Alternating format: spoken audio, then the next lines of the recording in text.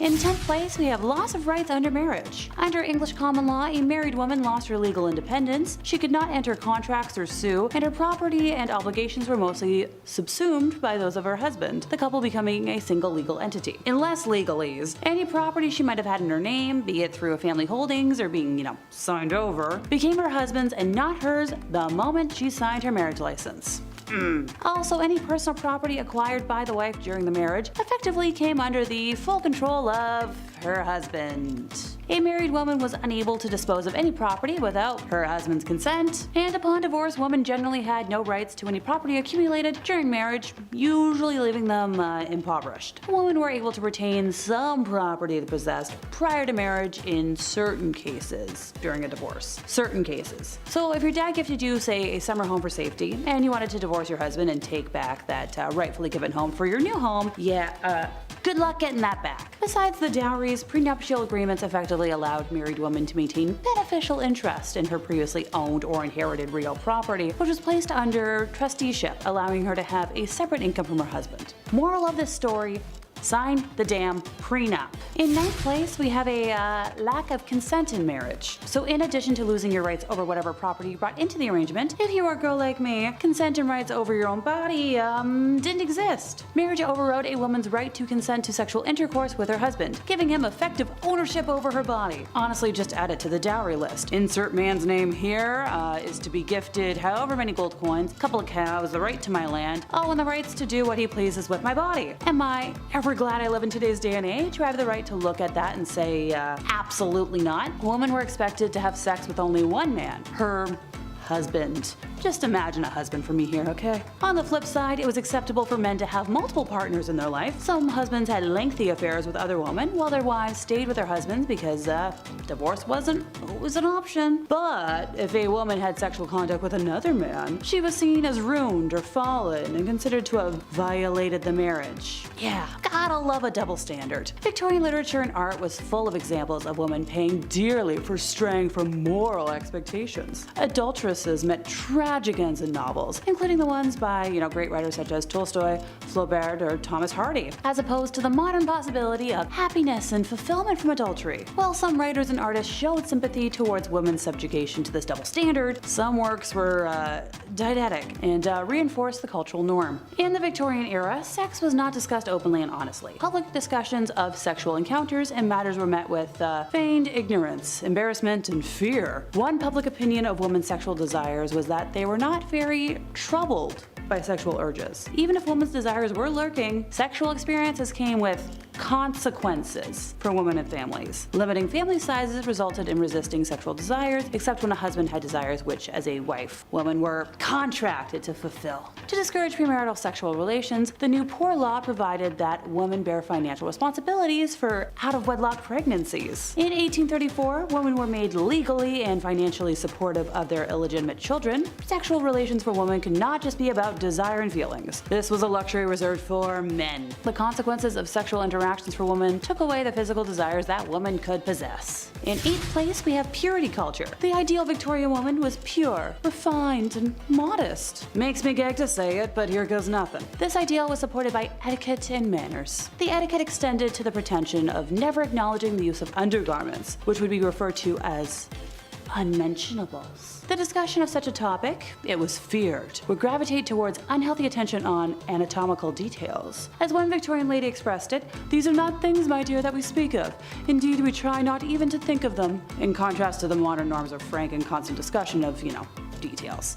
Pardon me while I'm rolling my eyes here. The pretense of avoiding acknowledgement of anatomical realities met with embarrassing failure on occasion. For example, in 1859, the Honorable Eleanor Stanley wrote about an incident where the Duchess of Manchester moved too quickly while maneuvering over a stile. Tripping over her large hoop skirt, she went head over heels, landing on her feet with her cage and her whole petticoats above her head. They say there was never such a thing seen, and the other ladies hardly knew whether to be thankful or not that a part of her undergarments consisted in a pair of scarlet tartan knickerbockers, which were revealed to the view of throughout all the world in general, and to the Duc de Malakoff in particular. What a scandal. However, despite the fact that Victorians considered the mention of women's undergarments in mixed company unacceptable, men's entertainment made great comedic material out of the topic of ladies' bloomers, including men's magazines and music hall skits. There's that icky double standard again. In 7th place, we have denial of education. Women were generally expected to marry and perform household and motherly duties, rather than seek formal education. Even women who were not successful in finding husbands were generally expected to remain without university degrees, and to take a position as a governess or as a supporter to other members of the family. The outlook for education-seeking women improved when Queen's College in Harley Street, London, was founded in 1848. The goal of this college was to provide governesses with a marketable education, because, you know, gotta have a governess. Later, the Cheltenham Ladies' College and other girls' public schools were founded, increasing educational opportunities for women's education and leading eventually to the development of the National Union of Women's Suffrage Societies in 1887. I'm great at entertaining the spawn of others, but I promise you all that I'm not someone you want as a mom or a teacher. In 6th place, we have lower pay. Women cannot be expected to be paid the same wage as a man for the same work, despite the fact that women were as likely as men to be, married and supporting children. In 1906, the government found that the average weekly factory wage for a woman ranged from 11 cents over 3 days to 18 cents over 8 days, whereas a man's average weekly wage was around 25 cents for 9 days. Women were also preferred by many factory owners because they could be more easily induced to undergo severe bodily fatigue than men. Childminding was another necessary expense for many women working in factories. Pregnant women worked up until the day they gave birth and returned to work as soon as they were physically able. In 1891, a law was passed requiring women to take 4 weeks away from the factory work after giving birth, but many women could not afford this unpaid leave and the law remained unenforced. This point as a whole is still sadly a reality in our modern day. Many women don't make the same as men for the same jobs and are expected to do more for less. At number 5, married young. Lots of people get married at different ages. I mean, I know people I went to high school with who are already married, and I know people who didn't get married until later in life. But in medieval times, women, or rather girls, were getting married off at very young ages. At just 12 years old, a girl would reach the age of maturity and was then entitled to marry, usually to someone her parents had already chosen for her. To me, that just sounds so unfair, right? I mean, this kid hasn't really been able to live their life, make mistakes and learn from them, and now they're expected to be a wife and soon a mother? I could never. I mean, I'm only 22, so I'm not even thinking about those prospects, but I couldn't even imagine the amount of pressure that would be on a 12-year-old at the time. What's worse than just the age at which these girls got married was the treatment that they received from their husbands. Under civil law, a husband was literally allowed to physically harm his wife. In moderation, of course. It was actually a medieval tradition for husbands to, quote, treat his wife as a pupil and teach her manners. As you could imagine, this made a lot of wives really mad, and so many wives offed their husbands. But things rarely got better after that, because if they were caught, they would be sentenced to burn at the stake. Note to self: don't get married in medieval times. Number 4, the walk of shame. We've all heard the term walk of shame at some point, but what does it really mean? And also, where did it originally come from? Well, it was originally referred to as a skimmington or rough music. And no, it doesn't mean they would blast Slipknot this whole time. This was done to wives who were bossy or overbearing. They would be forced to walk through the entire town barefoot. All those crooked, horrible stone roads, ankles just toast. It was horrible. They would also be scantily clad too, because why not? Because men are making the rules, that's why. And as you guessed it, crowds would be waiting outside, all prepared to bang pans and yell horrible things at her. I guess these dudes just never had jobs. I don't know, they were just always on standby, ready to yell at a lady walking by through town bare feet, all because she was deemed too bossy. Okay. If you're wondering who exactly is responsible for these public humiliations, the court. The official court. Judge Judy back in the day would be like, yes or no, did you raise your voice? Okay, case dismissed. Take your shoes off, we're done here. What a joke. At number 3, ladies of the night. Sometimes you gotta do what you gotta do to get that coin, right? We all have our side hustles and dead-end jobs to be able to afford rent and whatnot. And sometimes we're not exactly proud of the work that we do to make money. It was the same back in medieval times. People had to find any means to make money, and for a lot of women, they used what their mama gave them to support themselves and their families. One of the more positive sides of life for women in medieval times was the fact that being a woman of the night was actually a recognized profession. Later later on throughout the times, this profession would be deemed illegal, but in medieval times, it was as common as being a baker or something. These women were actually considered to be merchants because they sold their bodies as if it was any other sellable good. Being a woman of the night was such a common and widespread profession that nearly every town in medieval times had a brothel, even in towns with small populations. So yeah, maybe they didn't have that big of a marketplace, but they no doubt had a place where you could go see some quality mommy milkers. Number 2. Grand theft witchcraft. If you were a woman in the Middle Ages, you were accused of being a witch pretty often. They thought women communicated with the devil, like Bree mentioned earlier, just because some townsfolk with 3 teeth said so. Great, thanks Abe. Good job, good report. The punishment for practicing witchcraft wasn't a heavy fine like guys who cheated, but they would be burnt at the stake. This was popular in Scotland along with drowning. Those are the 2 big ones. Remember earlier how I said women would sometimes be dipped into a river or a pond? Well, they would also sometimes just be left there. It's called witch dipping, and depending on if she floated or sank, that's, witch or not. The dumbest thing I ever heard. If you were charged with treason or witchcraft, that was the ideal punishment, because it surely beats burning to death in front of an entire village. This all got out of control come the start of the 17th century with the Salem witch trials. That's when people were like, you know what, I think this is wrong. I think we should stop, let's put this torch out, I think we're good. That's when 19 people were executed for being witches. God forbid you knew how to do bedmas in the Middle Ages. Also, that's a lot of coordination to get that many townsfolk together and be like, okay, you need this, how many people are standing here? Almost like you would use basic math to figure that out. You're a witch too. Spoiler alert, we're all witches, because we know things. I don't know, I hate this. And finally at number 1, crimes of the heart. For some unknown reason, people were really out here in these streets in medieval times trying to accuse women of everything. Witchcraft was a common accusation, but the other common crime that women were often accused of was adultery.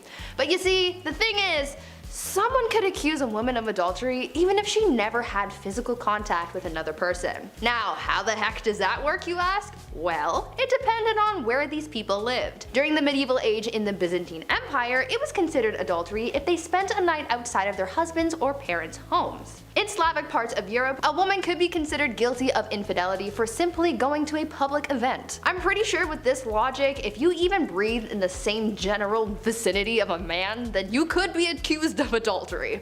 I mean, what the F is that up? The only bright side, I guess, is the fact that when it came down to punishments for adultery, men usually got the worst punishments in comparison to women. However, they would be accused of this crime way less often than women, so I guess in a way we still got the short end of the stick. Damn it. First up, let's meet Pearl Hart. And let me start by saying that there's like 3 Pearls on this list. Wild West was a big fan of that name. And Pearl was a big fan of the Wild West. She was born in Canada around 1870, and by 17 she was married to a gambler and on the train to the Americas, running from her terrible father and a life of disguising herself as a boy to commit thefts to scrape by. At 22, she attempted to divorce said husband to pursue further opportunities in the West. A total ride-or-die dandy, Pearl's husband upped his life to chase her down, and when he found her, Pearl was already living it up with cigarettes, liquor, and even morphine. He won her back, but only before being drafted. After her husband left to fight in the Spanish-American War, Pearl, who was using her old cross-dressing ruse to commit thefts and crimes alike, met a man named Joe Boot, who was a career criminal. They robbed stagecoaches for a while before she was caught and jailed. Hart is famous for saying, "I shall not consent to be tried under a law in which my sex had no voice in making." She was eventually released, jail having helped her find sobriety, new skills, a career, and how to read and write. But the rest of her life is kind of unknown. America was shocked and thrilled by the idea of a female outlaw, and Pearl earned endless infamy from the age of 19. Newspapers clamored for interviews with Hart, while Cosmopolitan, a new magazine at the time, was obsessed with her and often sent reporters to try and get quotes out of her. The Old West never saw another woman like her. And Pearl wasn't the only one taking advantage of male privilege. Meet Charlie Parkhurst. And from 1812 until their death in 1879, nobody knew Charlie was biologically a woman.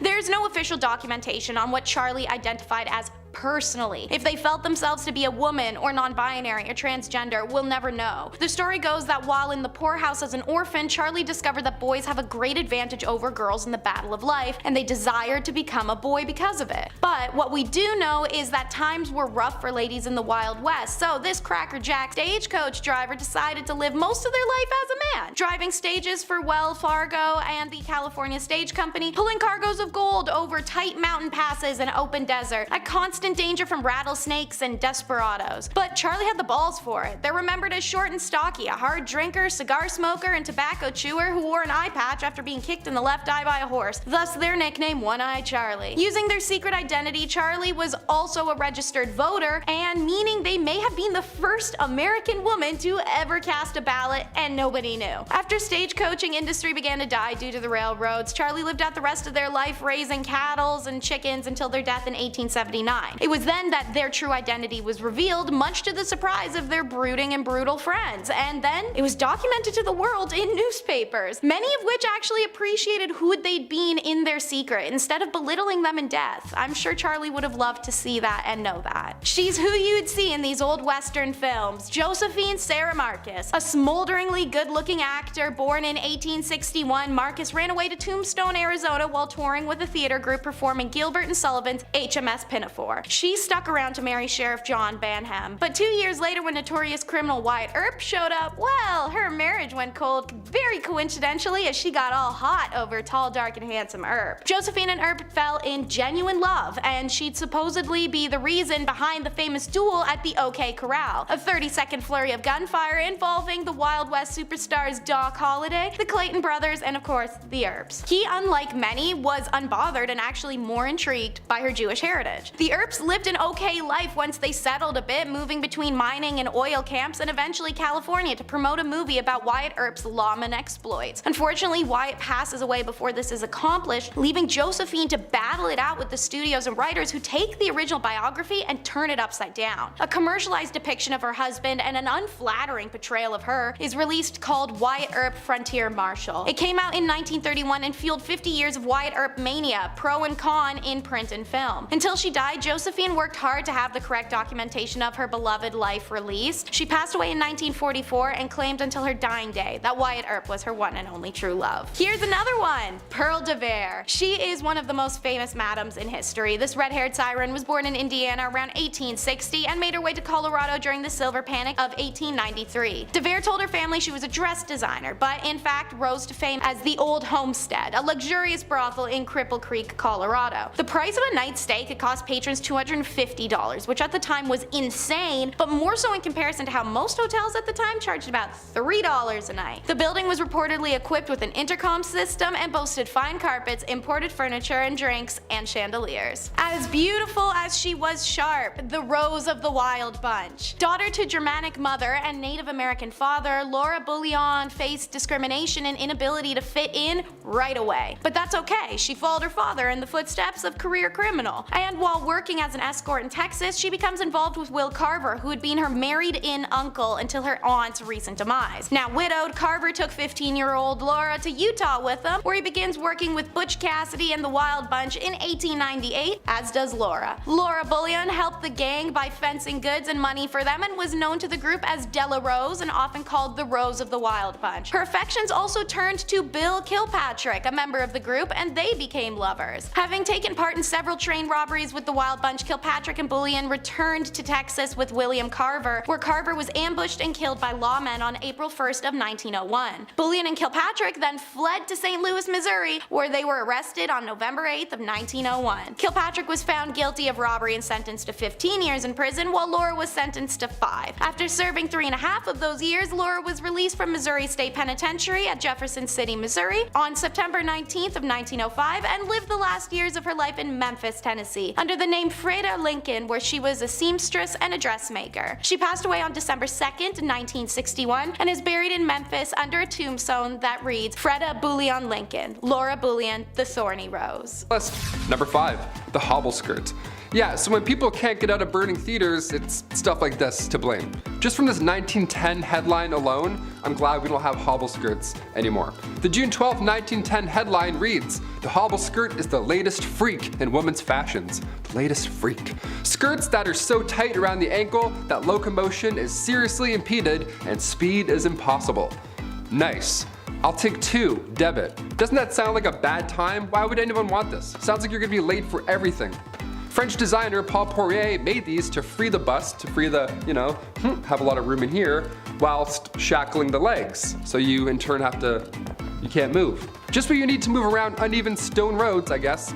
Love the practicality on this one, Paul, thanks. Despite how ridiculous and unsafe the hobble skirt looks and acts, only the wealthy could afford such a thing.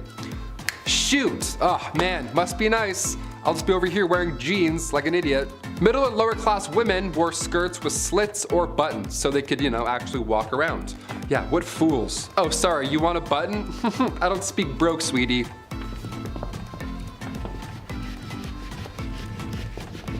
Number 4, lead-based. When I started here at the studio a year and a half ago, maybe 2 years, I was like, okay, I gotta put on face cream maybe. A lot of lights, a lot of HD. Time to get rid of these bags under my eyes finally. I don't know, maybe drink some water. See what happens. Finding a skincare routine of any sorts is easy now, dare I say. The lovely World Wide Web has our back. You can learn how to draw your eyebrows on while listening to true crime. It's wonderful where we are today.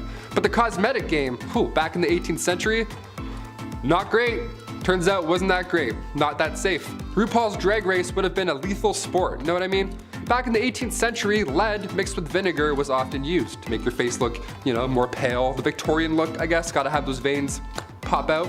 A splash of sulfur for those freckles. Horrible idea. Queen Elizabeth I used cosmetics containing lead, mercury, and or arsenic, the same poison that took out George III and Napoleon Bonaparte, so not safe at all at any time, period. In fact, arsenic was on the priority list of hazardous substances, and toxic metal exposure is still an issue we're facing in this era, let alone Victorian. Number 3, the Kensington System. This was horrible. Queen Victoria was brought up under the Kensington System, which if you haven't heard of before is awful. I was grounded more often than not growing up, I'll admit, I was the youngest of 3, so I tried some shady stuff every now and then, but this is another level. At least I could go to the washroom without supervision, you know what I mean? Yeah, buckle up. Victoria's mother, Duchess Victoria of Kent, she created this Kensington system to control her daughter. She literally isolated the child from friends, family members, anybody, everybody, you name it. Her mother would monitor her every action on top of this, including who she can see or speak to, if there were any of those people at some point. Victoria only had 2 playmates growing up her entire life. She had her half-sister, Princess Feodora of Lenigan, and then the Duchess attendant, Sir John Conroy, his daughter, Victoria. I mean, I had like 4 friends growing up, maybe 5.5, but this is just cruel. This is just unfair. Especially with a royalty too, you'd think you can have more things. No, less. She shared a room with her mother until she was a queen. That entire time, she literally couldn't walk down the hallway alone. Victoria has reflected on her childhood, and yeah, in case you're wondering, she hates John Conroy. She referred to him as a demon incarnate, so she's got the words. Number 2, arsenic dresses. If looks could kill, literally. You've heard of arsenic and old lace at some point, but what exactly are we talking about? Back in 1861, a poet by the name of Henry Wadsworth Longfellow, real name, his wife, Fanny, also real name, her dress caught on fire and her burns were so bad that of course she sadly didn't survive. But this was sadly common in Victorian days. Puffy dresses, open candles, as we heard earlier. These dresses back then, they were flammable as is, but some of them were made with literal poison. Some of them had arsenic made to have that like green look, like the real arsenic green look. It wasn't just in clothing either. Back in 1861, an artificial flower maker named Matilda Schurer used green arsenic laced powder, and her fingernails had turned green and green foam started coming out of her mouth, and it was just a horrible way to go out. Arsenic is not supposed to be inhaled, let alone worn. Although yeah, it did look nice for a hot minute. Not worth it. And finally, number 1, Queen Victoria's threats. Being the queen and all, and we're talking about the Victorian era, I figured we'd end with this one. Being the queen and all, a security team is always needed, and during her reign, there were multiple attempts to harm the young queen. The first attack was back in 1840. It was an 18-year-old man named Edward Oxford, and he fired towards the queen's carriage, but obviously and luckily missed. But when Edward was accused of high treason, he was actually found not guilty due to insanity. Then a couple years later, in 1842, it happened again. This time 2 men fired at her. They were found guilty. In 1849, her carriage was attacked by William Hamilton. In 1850, as the carriage was passing the gates of Buckingham Palace, Robert Pate, a retired soldier, ran up and hit her with his cane. Victoria was okay, thankfully, but of course, she was shook. Then again in 1842, 1849, and 1872, attempt after attempt. But then things got a little worse. If you haven't heard of Boy Jones or anything that happened here, I saved it for last because it's extremely unsettling. A teenager stalked the Queen back in 1838 until 1841. Edward Jones, aka Boy Jones. This guy somehow managed to break into Buckingham Palace more than once. It was some Assassin's Creed type stuff. He just knew some back way, climbed some window or whatever. The guy just knew a route in, so he would break in and would more often than not just hide under the Queen's sofa. He would sit on her throne sometimes, and one of the worst things ever, he would go through her drawers and like go through her clothes and stuff. It was creepy. He would steal her clothes until eventually and thankfully he got caught. Of all the things you can do, of all the crimes you want to commit in the Victorian era, you're gonna go hide under a couch for 5 years? Okay, I'm glad he got caught, but just so weird. What a weird ending. Number 10, Madonna. Remember the 1980s? I know, it was a super long time ago. Motley Crue was rocking the stage, Ronald Reagan was talking to Gorbachev, and shredding fresh powder had two different meanings. However, it's difficult to think about the 1980s without thinking about the most controversial star of the decade. Madonna. Yep, that's right. Which honestly is just part of her act, really. Every half a decade she comes out of hiding and does something to upset conservative parents everywhere. She's had multiple wardrobe malfunctions and perhaps the most scandalous kisses on stage ever. Like that one time at band camp, she kissed Britney Spears, and another time, she kissed Drake at Coachella, which is the most boomer zoomer thing anyone has ever said. She's the queen of scandal, but using it to her advantage, which honestly just makes a lot of sense. That's how she rolls. I was gonna say maybe I need a scandal, but nobody needs a scandal. I don't need a scandal. We're good. I'm a good boy. We're gonna stay good boys. Number 9, Kim K. Did you honestly think I was not going to mention her? I mean, in reality, we could throw the whole family in there between the Pepsi commercials and, trying to bury some lethal car accidents. But if you were around a few years ago and you were a surfer of the interwebs, perhaps you remember a certain video of certain fame that made it onto your screen. And I talked to the chief, who's a social media manager, and he said, that's not it. She somewhat shed the backlash from the video, but I feel like only because so much other crazy stuff has happened since. She married Kanye, had a kid, broke the internet, and is now possibly linking up with Pete Davidson, which would explain why Kanye didn't show his face at the Super Bowl. I wouldn't either, you know what I mean? You're Kanye West, and then have you looked at Pete Davidson lately? Oh. Number 8, very nice. Pamela Anderson, I like. Be my wife, very nice. Anyway, speaking of tapes, she probably had one of the worst bedroom leaks ever. That sounds like someone just wet the bed. No, what it actually means is footage of a certain bedroom act between her and Motley Crue drummer Tommy Lee. Or, in their case, it took place in more than just a bedroom. Famous for her biological assets and acting career on Baywatch, the leaked tape doesn't leave up to the imagination and would leave anyone blushing. Please be my wife, please, I love you so much. Number 7, a galaxy far, far away. Carrie Fisher, the daughter of Hollywood royalty and every nerd's first unhealthy obsessive crush. Trust me, I know. I mean, can you blame them though? Oh baby, those space rolls in episode 4 just make the nerdies randy, baby, yeah.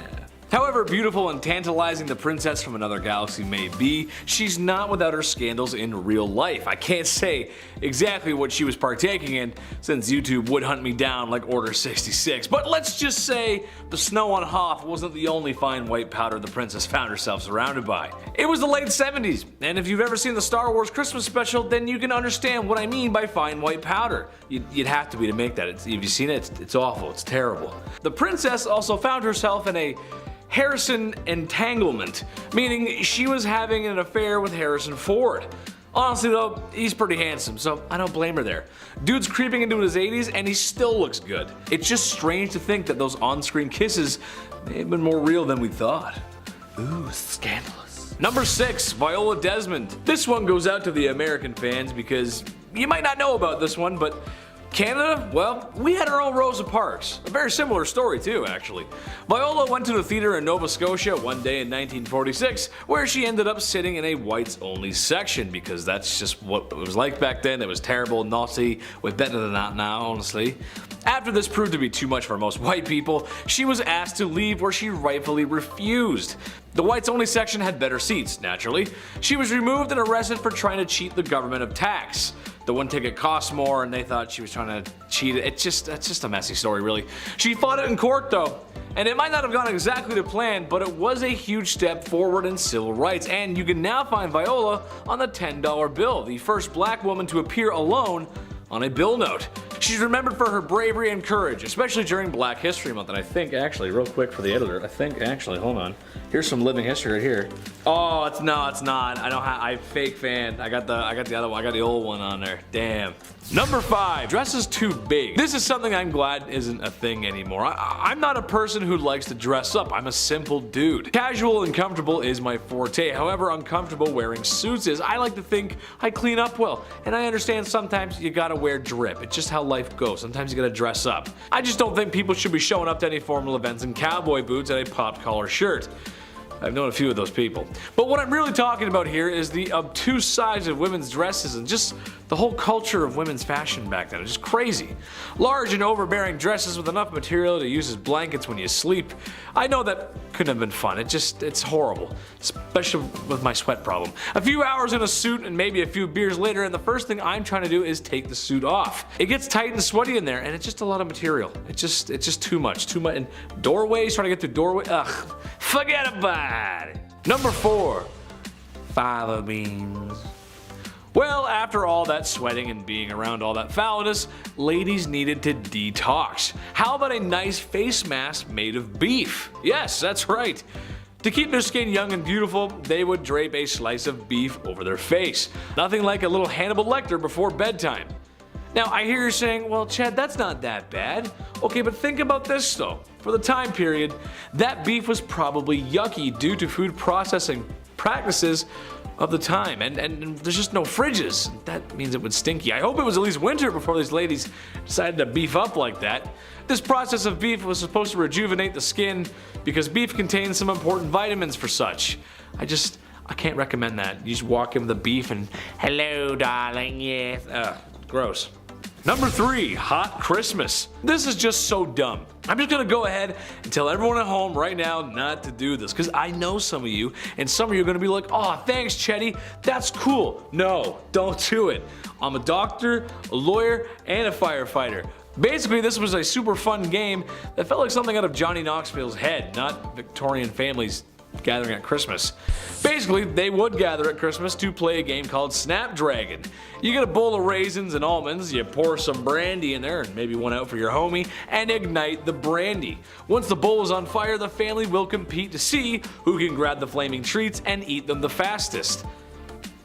Okay, second-degree burns are not how I want to spend my holiday season, and also, in a time before smoke alarms and a modern fire service, this sounds like a really bad time. Grandpa could lose it out of his hands. Drapes catch fire, the house burns down, probably the whole neighborhood. Just a bad idea. Also, I hate raisins, so setting them on fire? Yeah, I'm out. I don't like raisins. They're gross, dude. I don't like them.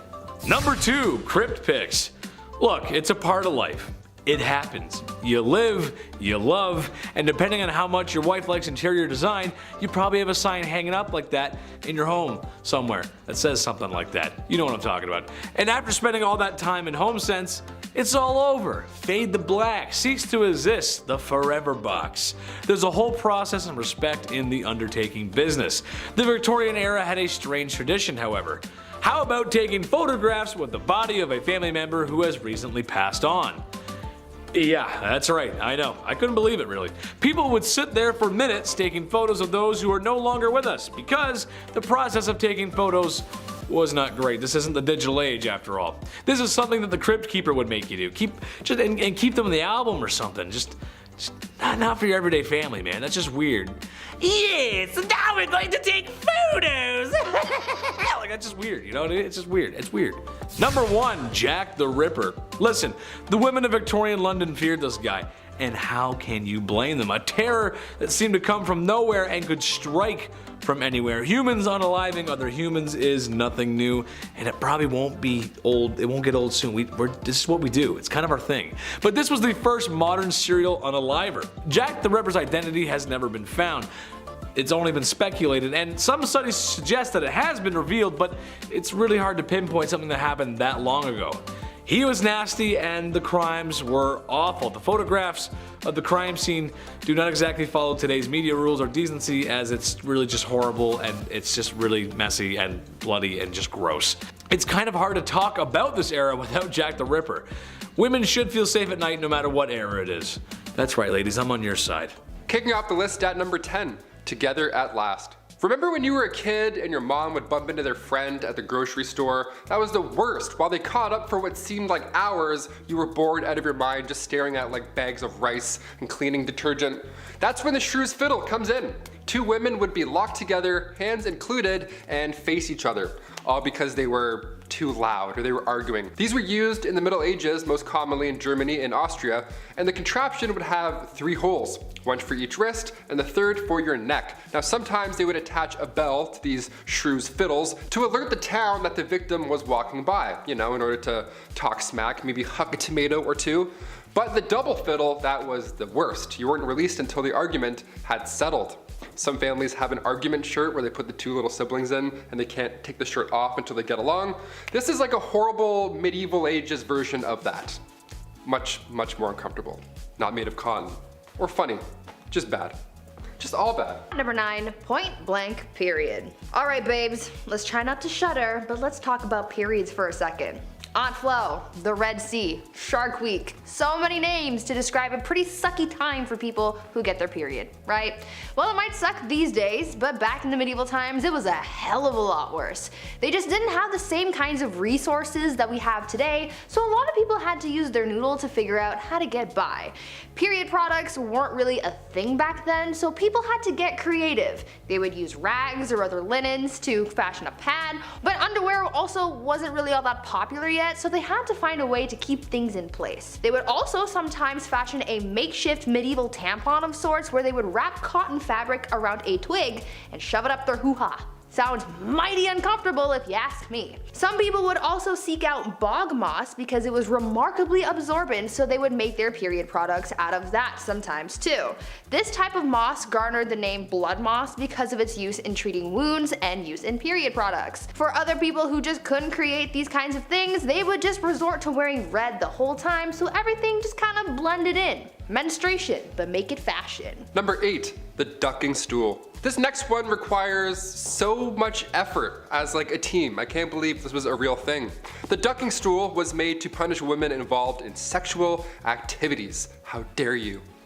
Shame. Men were punished too, but if we know anything about history, it was mostly women who had to put up with this shit. There was first the standard ducking stool, so women would have to sit in this chair, strapped down while sitting outside of their home, or they were carried down the street. Humiliation at its finest. The town would be like, they had sex, can you believe it? Let's take the day off work and embarrass them now. Losers, they're the losers. So stupid, so backwards. The second version of the ducking stool was essentially the same thing, only it was ducked into a river over and over and over again to cool her moderate heat. At least that's what French writer Francois Maximilien Misson says. They should cool off all those angry villagers, if anything. I don't know, dip them in the river. They're the ones burning with rage because somebody who lives over there had sex once.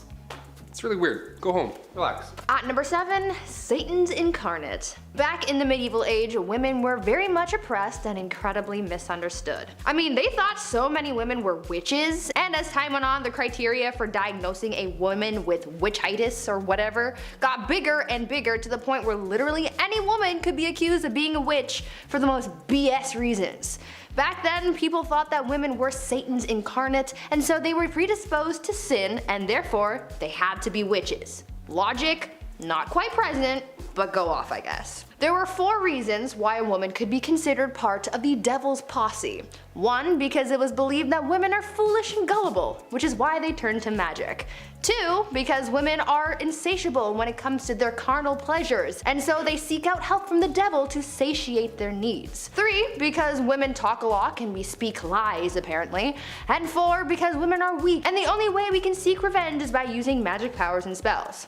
Now what in the balls is this all about? I don't know. Maybe men in medieval times were just jealous that they couldn't kiki it up with the devil, or because they knew deep down that women run the world. Number 6, nosy neighbor. If you were a man back in the Middle Ages and you had an affair, well, you would have to pay a fine. And then that's it.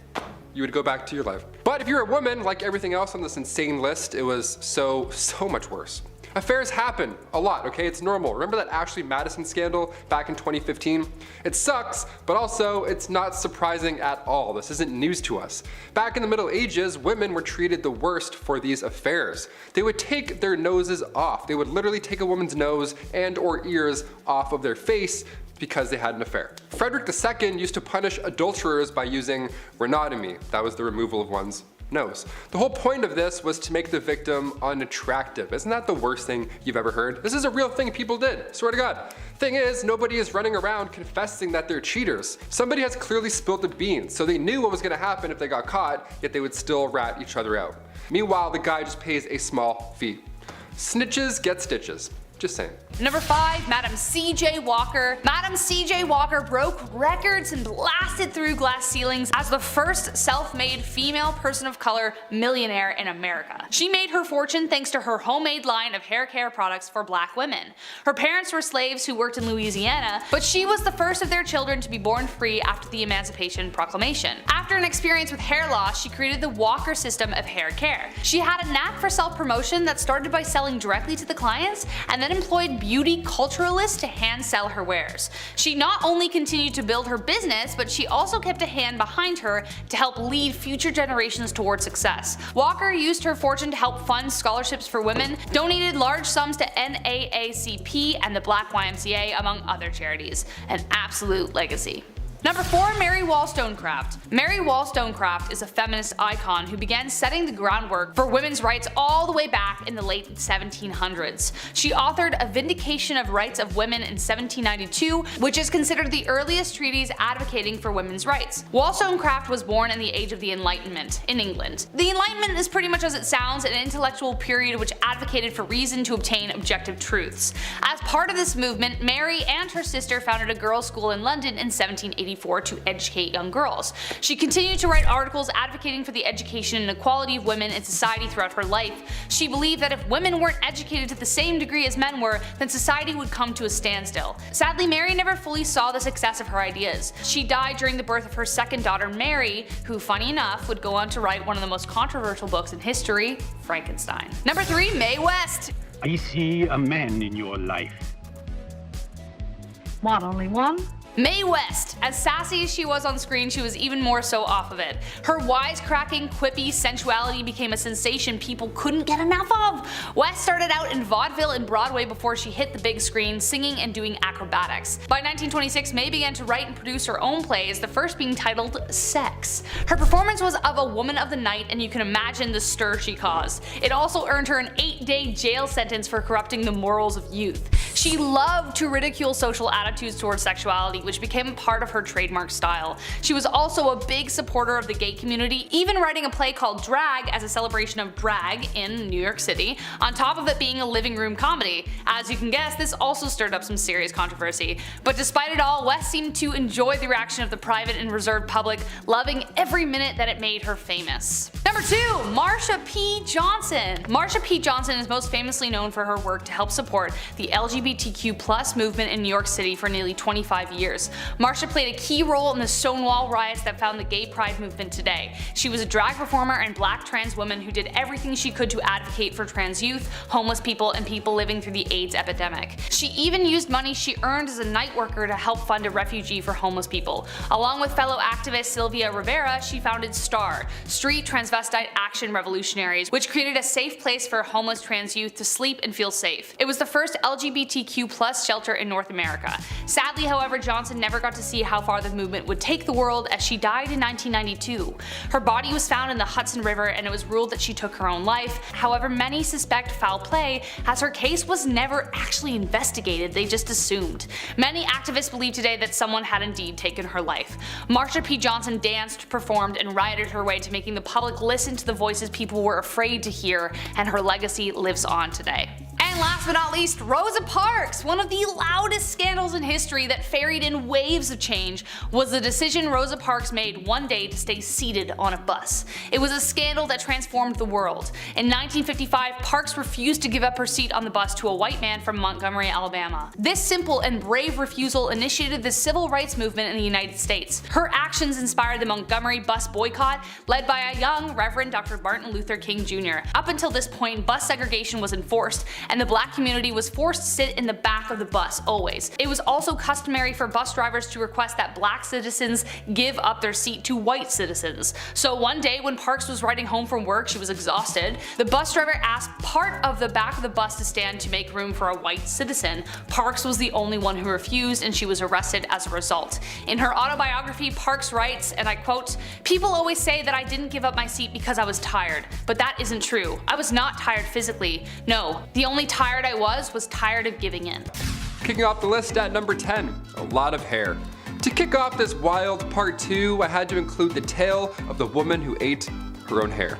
Why did she do it? What happened? How much hair? Well, let's find out. All the questions about to be answered. The Liverpool Daily Post back in 1869 got the attention of those passerbyers with this one. A 30-year-old passed away in the village of Lincolnshire. That's not too far off from the average life expectancy of the 1800s, but this case was a little odd. Something was off about it. So doctors asked the family if they could carry out a post-mortem, and lo and behold, a 2-pound solid chunk of hair was sitting in her stomach. It caused ulcerations of the stomach and ultimately caused her death. What a horrible way to go out. The woman's sister didn't know that over the last dozen years or so, she had been casually eating her own hair, just one piece every now and then. Ultimately, it added up. If you know anybody that's eating their own hair, pass this on. Send them this video. This sounds rather uncomfortable. Number 9, cat attack. If I have to pick, I would say I'm 100% a dog guy. Cats are cool, don't get me wrong, but this next story freaks me out a bit. Also, I had a cat once and I pulled its tail on it. Hissed at me and scratched me and scared the life out of me. So, dogs for sure. Back in 1870, a rich woman had put her time, energy, and resources into cat breeding. What a fun little hobby and lifestyle. She had tons of cats, she loved them all equally, and they loved her. I'm allergic also, so this story is my nightmare on a level. But it does sound like a cute time, I'll admit, that's a nice way. Especially like in the Victorian era, what a lovely little pocket of fun. 1800s, a lot of candles, everything being extremely flammable, disaster hit often in Victorian times. And in 1870, a fire broke out of this young woman's home, and the cats were sadly trapped in the house. They made it out alive, but by the time they made it out, the 2 maids that had kicked the door open to rescue them, they had gone full primal. The cats just attacked them and it was all bad. The fire in the house had obviously scared them, so when the doors were open, these 2 maids were both attacked by them at full force, essentially, all of these cats. Like, what a horrible thank you for saving all of their lives, you know what I mean? Number 8, quick divorce. Let's just say the love thing isn't working out, okay? It happens, people change, but now what? Say it's the Victorian era, but divorce in England isn't allowed until 1857, and it's 1856. So now what are we gonna do? Well, considering what list we're on and which part it is, it's pretty wildly unfair. If you were the wife, you were getting sold in this scenario. How horrible is that? Wife sellers, they were a thing. That was a legitimate business. How horrible. Yeah, you were getting sold if you were the wife. How horrible is that? Wife sellers was a legitimate business. There were auctions. Public auctions would be done. You would watch people bid on marrying your wife. At like noon, middle of the day, people are walking by like, oh, do I have any change? Hang on. This is insane. One real sale that happened in 1862 was in Selby. The asking price was a beer. The asking price for this person's wife was 1 pint. Sold, just like that. That's crazy. Sold, drank, now I'm married. That's insane. Other times, most of the time, it was a rather expensive exchange. I feel like there are plenty of cases where this would honestly be the ideal scenario. Just get it done in one day, whatever. Peace. See you again. Bye. You're the worst. Number 7, the Great Famine. We're gonna lean out of wife selling for a hot minute and include the boys for this one. Yeah, come on back in, you're all guilty. The Great Famine took out everybody, not just Victorian women, of course. Back in 1845, potato crop that a lot of the Irish population was relying on was no longer available all of a sudden. A group of microorganisms just wiped them out, just like that, and in result, around 1 million folks died or had to leave. It was draconian law and British ruling that made the exported food hard to reach people that really needed it. So this famine led to Irish independence and anti-union movements. Little fun bit of history I had to include on this one. Number 6, the Brooklyn Theater Stampede. And we're back to absolute horribleness. Here we go. I love the theater. When the pandemic shut down plays, I actually felt pretty sad. I like sitting in full rooms watching a guy in a fake wig monologue about Mozart. Like, that's my ideal Saturday night. That's the best. I don't want that to not be a thing anymore. I love theater. But today we have an obnoxious amount of distractions that can take you out of the experience. Guy's texting, fighting his ex-girlfriend 2 rows ahead of me. I'm trying to watch Joseph in the amazing Technicolor Dreamcoat. And I'm like, man, it's not the same anymore. Theater's not the same anymore. Turn off your phone. Throw a tomato at him. It can be distracting. Exit signs can also be pretty distracting, but we need them. We definitely need them. Because in 1876, the Brooklyn Theater caught fire after a single lantern fell over on stage during a performance.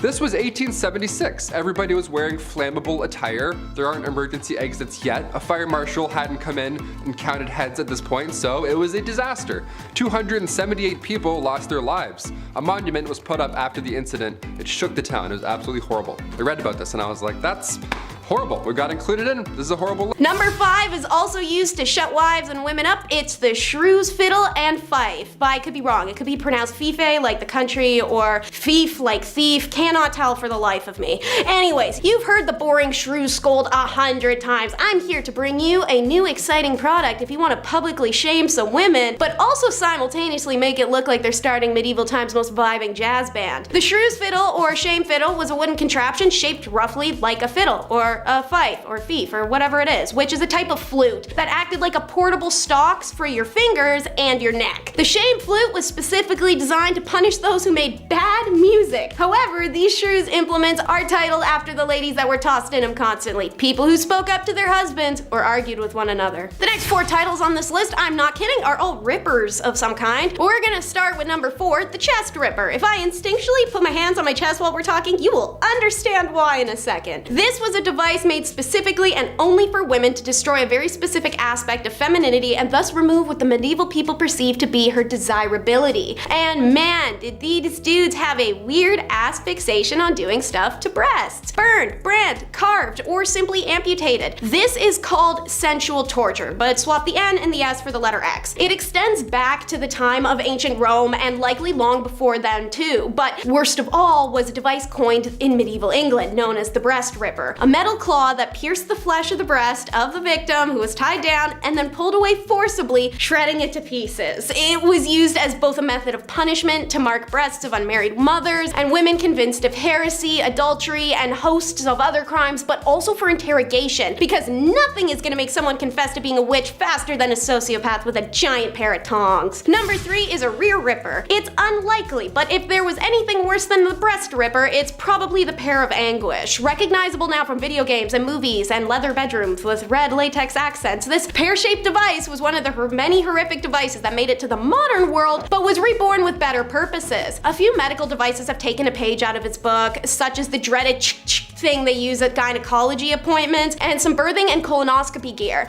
So, the pear is made up of 4 leaves. These are joined at the hinge at the top and a key or a crank on one end. As you can see on screen, it's named accordingly. The pear was inserted into one of the 3 viable orifices, 2 if it's a dude, depending on the nature of the crime committed. The oral device was reserved for heretics, while the back door and the middle door pairs were used on, you could never guess. Witches, witchcraft, ooh. Man, medieval times must have looked like the set of Halloween Town, the way that witchcraft is constantly referenced. Anyways, turning the key opened the leaves, and every little click click of the key causes massive internal damage that was rarely fatal, but very thorough way to get a confession out of someone, or just about anything. I'm pretty sure the average person would admit to something as ludicrous as riding a magic donkey out of the king's palace if it meant that would stop. Number 2 is another rear ripper. Yeah, they liked those. Come to think of it, for such a essentially repressed society, they seem to get quite raunchy with their punishments. It's almost like that's the reason you shouldn't repress feelings like that. The Judas Cradle, also known as the gilded cradle, was a regular stool with a wooden or metal pyramid on the top. The victim would be stripped, tied with ropes on all 4 limbs, and then like some elaborate Marvel movie setup behind the scenes, they get lifted into the air and suspended just over top of the pyramid. Then their bits are adjusted to sit right on top of the pyramid. From here, the captive holder could torment them further, try to get confessions, whatever, before letting loose more and more of the person's own body weight, which would slowly impale them downwards on the pyramid, which in turn would start making room for itself. This punishment method was frequently used in the Inquisition, but I invite you to guess when else. Could it be A, witchcraft, B, witchcraft, or C, witchcraft? If you guessed any of those 3, you're right, because pretty much every medieval punishment for a woman was because she talked too much or made a soup that tasted too good, so the devil must have done it. Alright, the last on our little rippin' mod montage. Number 1 is the rail rip, aka a wooden horse, also known as riding the rail. It's an effed device of which there are 2 variations. The first is like a balance beam from gymnastics but triangular, mounted on a sawhorse-like support. The victim is made to straddle the triangular horse and place their full body weight down on the hoo-ha area, which rested on the blunt point of the angle. Weights and additional restraints were added to keep the victim from falling off, but also to drag them down. Left for days, it can begin destroying your pelvis as well as dislocate all of the joints in your legs. A less immediately painful variation is a single plank of wood supported, again with the wooden legs or sometimes suspended from the ceiling, horizontal from the floor on its side with a thin edge and sharpened extremely. The victim is made to straddle the plank, which is adjusted to their height so that they have to stand on their tiptoes or let their hoo-ha meet a very serrated fate. This wasn't a witchcraft one ironically, but rather for adulterers, working girls, or women who breathed a little too hard and their husbands wanted them gone. Number 10, bottomless undies. I think I speak for everyone when I say that putting on a clean, fresh pair of underwear is a nice feeling. Gone is the brown underwear that was once white of yesterday, replaced with fresh, loving linen of today. Now, if you're also like me, then you probably have some underwear with holes in it. I'll throw them out eventually. I'll get around to it. Just wear them a few more times first and then I'll get rid of them. But did you know that some ladies' underwear in the Victorian era had no bottoms? Yeah. Part of the many layers of clothing that women were wearing back then, their underwear had no bottoms, which to me is the whole point of wearing bloomers in the first place. You gotta keep your business warm and packed away. I just don't understand what the point of having it all hang out is. That's just stupid. I don't know. Number 9, no razors. There's a joke about the 70s, George W. Bush, and garden hedges here, but I'm gonna let you fill in the blanks. Basically, this is a time in history where you cannot hop in the whip and drive on over to your local hair razor dealership because there ain't no whips and there ain't no CVS. Or Shoppers Drug Mart if you're Canadian. Today you can buy disposable razors pretty much anywhere and there's multiple models for doing so. When things get hairy, you got options. Women in the Victorian era were not so lucky. They had to go for the natural look. Now, not that there's anything wrong with that, it's just I feel like a girl's gotta have her options. She gotta be able to, you know, do her own thing. Why not? Number 8. The dirty tames. When you think of Victorian England and the people, there's only really 2 classes, the wealthy and the ones who are broke and sound like they're from Peaky Blinders, love. Yeah, that's right.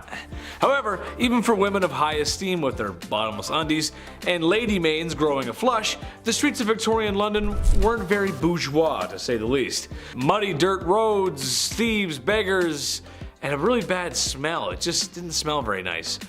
Oh, and also a really scary guy, but we'll get to that in part 1.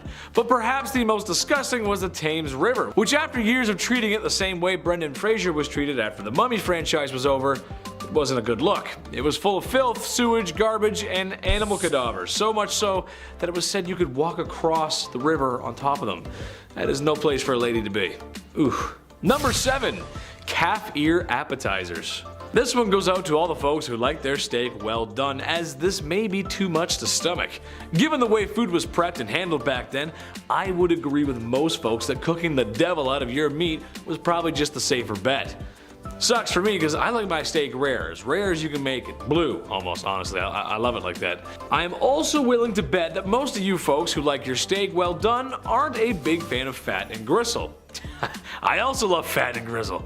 I just like meat, what can I say? What I'm getting to is calf ear appetizers. Yes, cooked calf ears, which I'm pretty sure are just like pure cartilage. Higher class women could often find themselves at parties where they would serve up this chewy delight. You'd probably just be chewing on that for a while. I feel like most people wouldn't like that. Is Chris a cartilage guy? I don't know, we'll see. Number 6, hand cleavage. This goes for every inch of the skin, really, but women had to cover up back then. That means no ankles, neck, or God forbid a wrist. If a man saw a wrist, they would act, ooh. Well, I don't know if they were that down bad, but women of higher esteem wore gloves. There's etiquette to gloves. It was all part of the culture, which means only women with dosh could practice such glove etiquette. I say no woman should have to cover up. She should wear whatever the heck she wants when the heck she wants to. However, with the gloves, I believe there's a separate issue. I have an issue being a big dude with asthma. I sweat a lot more than the average folk.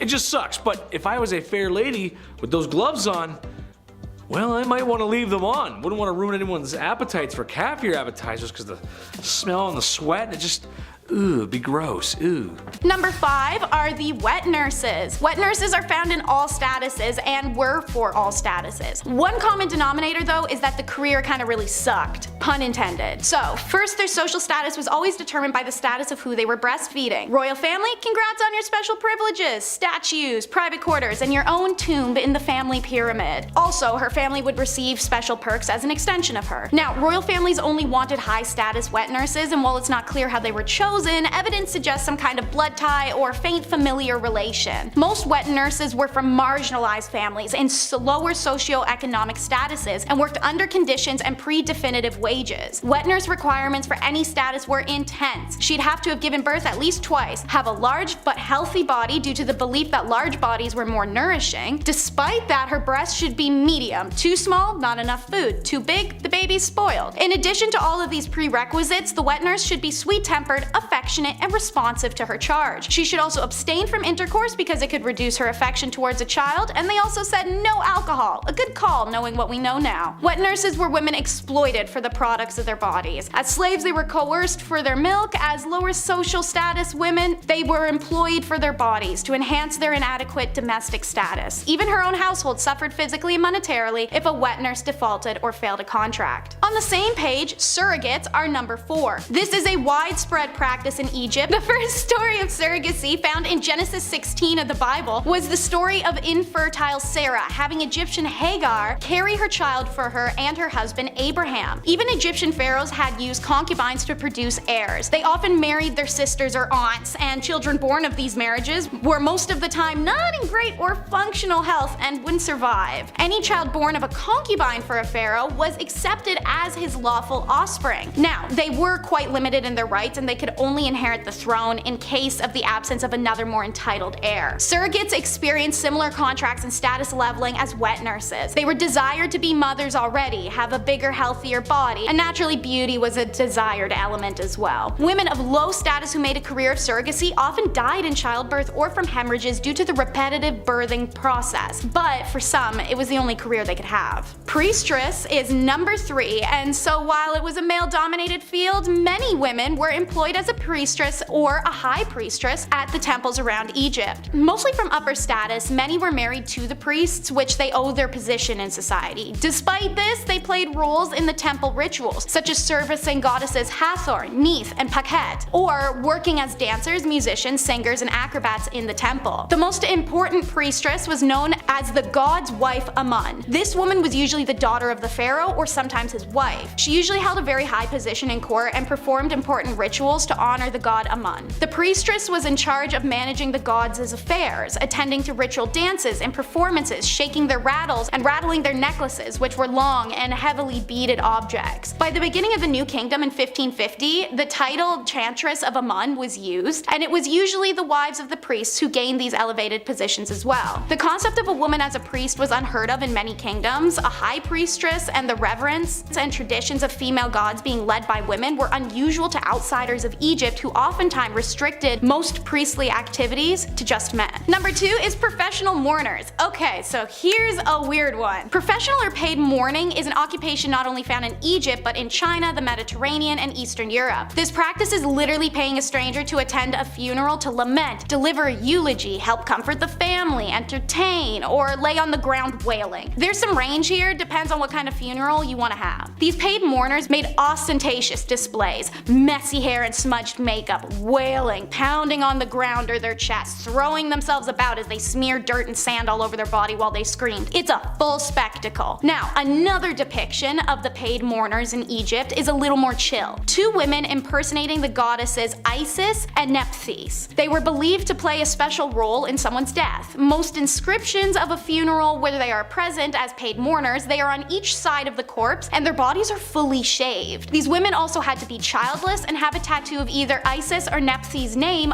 on their shoulder. Most evidence of professional mourning is seen in pyramids and tomb inscriptions, such as women holding their bodies dramatically in sorrow, braced over a casket with tears flowing. If you were a theater kid, this was definitely the type of job for you. And number 1, it's the female physician. Egypt is a difficult one with historians. There's been a lot of largely ignored discoveries due to the opinions of those who found them. The evidence of women in ancient Egyptian medical fields is part of that because, as it turns out, their physicians were actually primarily women. Evidence shows women in the medical profession going back into early dynastic period Egypt when Merit Ptah was the royal court's chief physician in 2700 BCE. She was the first female doctor known in world history, but there is another unnamed female physician who is listed to be the head of the Temple Neith Medical School in 3000 BCE, so maybe not. But either way, the first female doctor was in ancient Egypt. Women were highly respected throughout Egypt's history, and many of their goddesses represented facets of health. Neith has been associated with the invention of birth, and Hathor represents fertility. 4 deities associated with healing are Heka, Sekhmet, Serket, and Nefertum, which are all female. So, bizarre claims you may have heard that no women are involved in Egyptian medicine don't accord with the values of their civilization, which were incredibly equitable. By this reasoning, there were no women involved in anything of note anywhere in the world until the modern era, because history books make no mention of their contributions. But it's all up to say. Number 10. Farming. In a world with a lack of food, not because I ate it all, which is honestly a good reason, peasantry had to work on their farms, not only to feed the rich, but also themselves.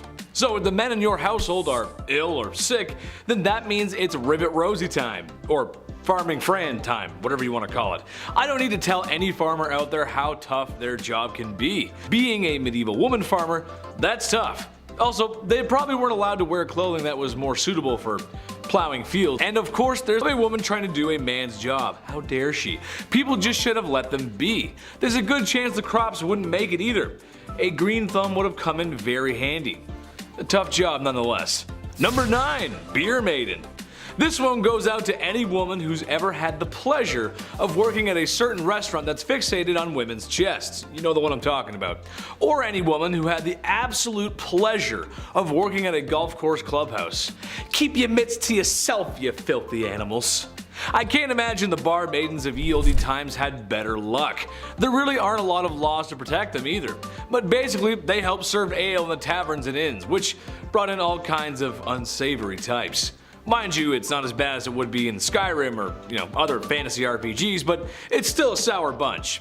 Sometimes there were just barrels of ale and the maiden's job was to simply just keep filling the tankards and handing them out. I'm sure she was well respected and not even once ever had her personal space infringed upon, right? Of course not. No. Number 8. Caring for children. Hey, someone had to do it.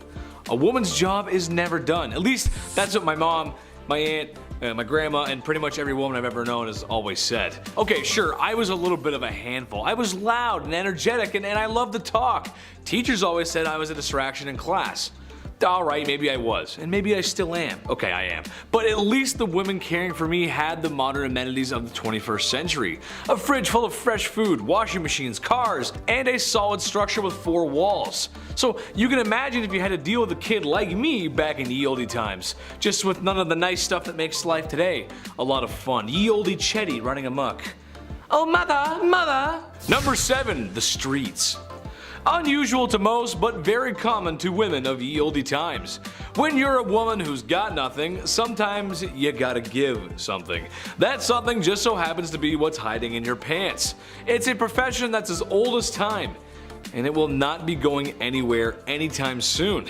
Women work the streets. I don't think that's anything to be ashamed of. Number 6. Joan of Arc.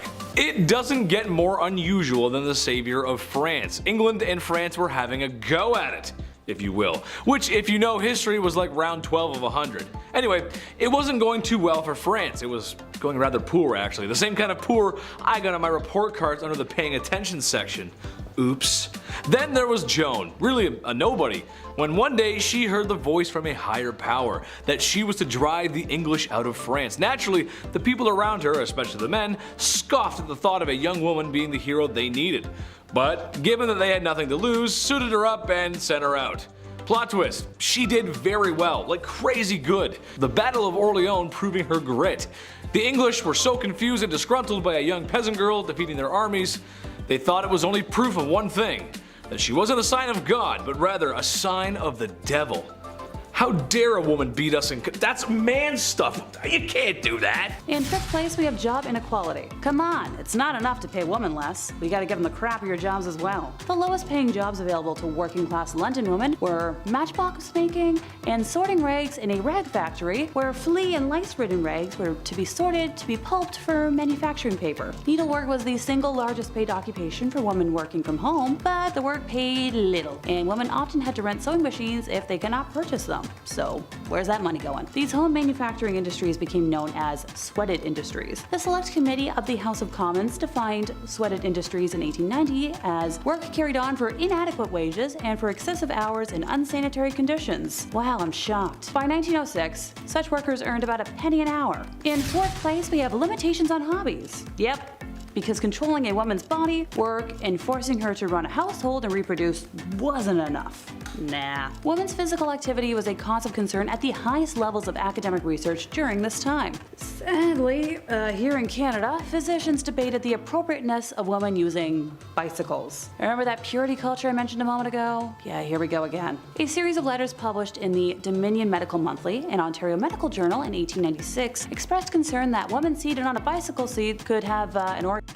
Oh no. Fearful of unleashing and creating a nation of oversexed females, some physicians urged colleagues to encourage women to give up modern dangers and continue to pursue traditional leisure pursuits. Seriously? However, not all medical colleagues were convinced of the link between cycling and orgasms, and this debate on women's leisure activities continued well into the 20th century. In the early part of the 19th century, it was believed that physical activity was dangerous and inappropriate for women. Girls were taught to reserve their delicate health for the express purpose of birthing healthy children, and one of these considered benefits of the corset was to restrict respiration. Don't worry, I'll get back to corset hell and myths in just a moment. Furthermore, the physiological differences between the sexes helped to reinforce the societal inequality. An anonymous female writer was able to contend that women were not intended to fill male roles because women are, as a rule, physically smaller and weaker than men. Their brain is much lighter, and they are in every way unfitted for the same amount of bodily or mental labor that men are able to undertake. Well, pardon me and my tiny brain. Can I be excused and paid to go sit on a fainting couch? In 3rd place, we have corset trends. I'm gonna start this by making sure everyone knows that I'm emphasizing the harmful trends, not dismissing corsets as a whole. I'm personally a huge fan of corsets and various historical shapewear, since when worn properly, they're actually quite comfortable and beneficial to one's health and posture. Improperly worn corsets, or ones worn too tight, can cause a variety of problems, and my displaced ribs are a sad example of that. Anyhow, allow me to continue before I sidetrack myself to infinity and beyond. Victorian women's clothing followed trends that emphasized elaborate dresses, skirts with wide volume created by the use of layered materials such as crinolines, hoop skirt frames, and heavy fabrics. The ideal silhouette of the time demanded a narrow waist, which was accomplished by constricting the abdomen with a tightly laced corset. While the silhouette was striking, and the dresses themselves were often exquisitely detailed creations, the fashions weren't ideal. At best, they restricted women's movements, and at worst, they had a harmful effect on women's health. Physicians turned their attention to the use of corsets and determined that they caused several medical problems: compression of the thorax, restricted breathing, organ displacement, poor circulation, and prolapsed uterus. Oh no, can't harm that baby-making factory. Articles advocating the reform of women's clothing by the British National Health Society, the Ladies' Dress Association, and the Rational Dress Society were reprinted in the Canada Lancet, Canada's medical journal. Nowadays, corsets are a choice, not a necessity, and I often prefer them over the more popular underwire bra. In 2nd place, we have Magdalene Asylums. So Magdalene Asylums, also known as Magdalene Laundries, were initially Protestant, but later mostly Roman Catholic institutions that operated from the 18th to the late 20th centuries to house fallen women. The institutions were named after the biblical figure Mary Magdalene, who in earlier centuries characterized as a reformed lady of the night. The term referred to female sexual promiscuity or work in undesirable fields, young women who became pregnant outside of marriage, or young women who just didn't have familial support. They were required to work without pay. Apart from meager food provisions, the institutions operated large commercial laundries, serving customers outside of their bases. Many of these laundries were effectively operated as penitentiary workhouses. The strict regimes in the institutions were often more severe than those found in prisons. This contradicted the perceived outlook that they were meant to help women, as opposed to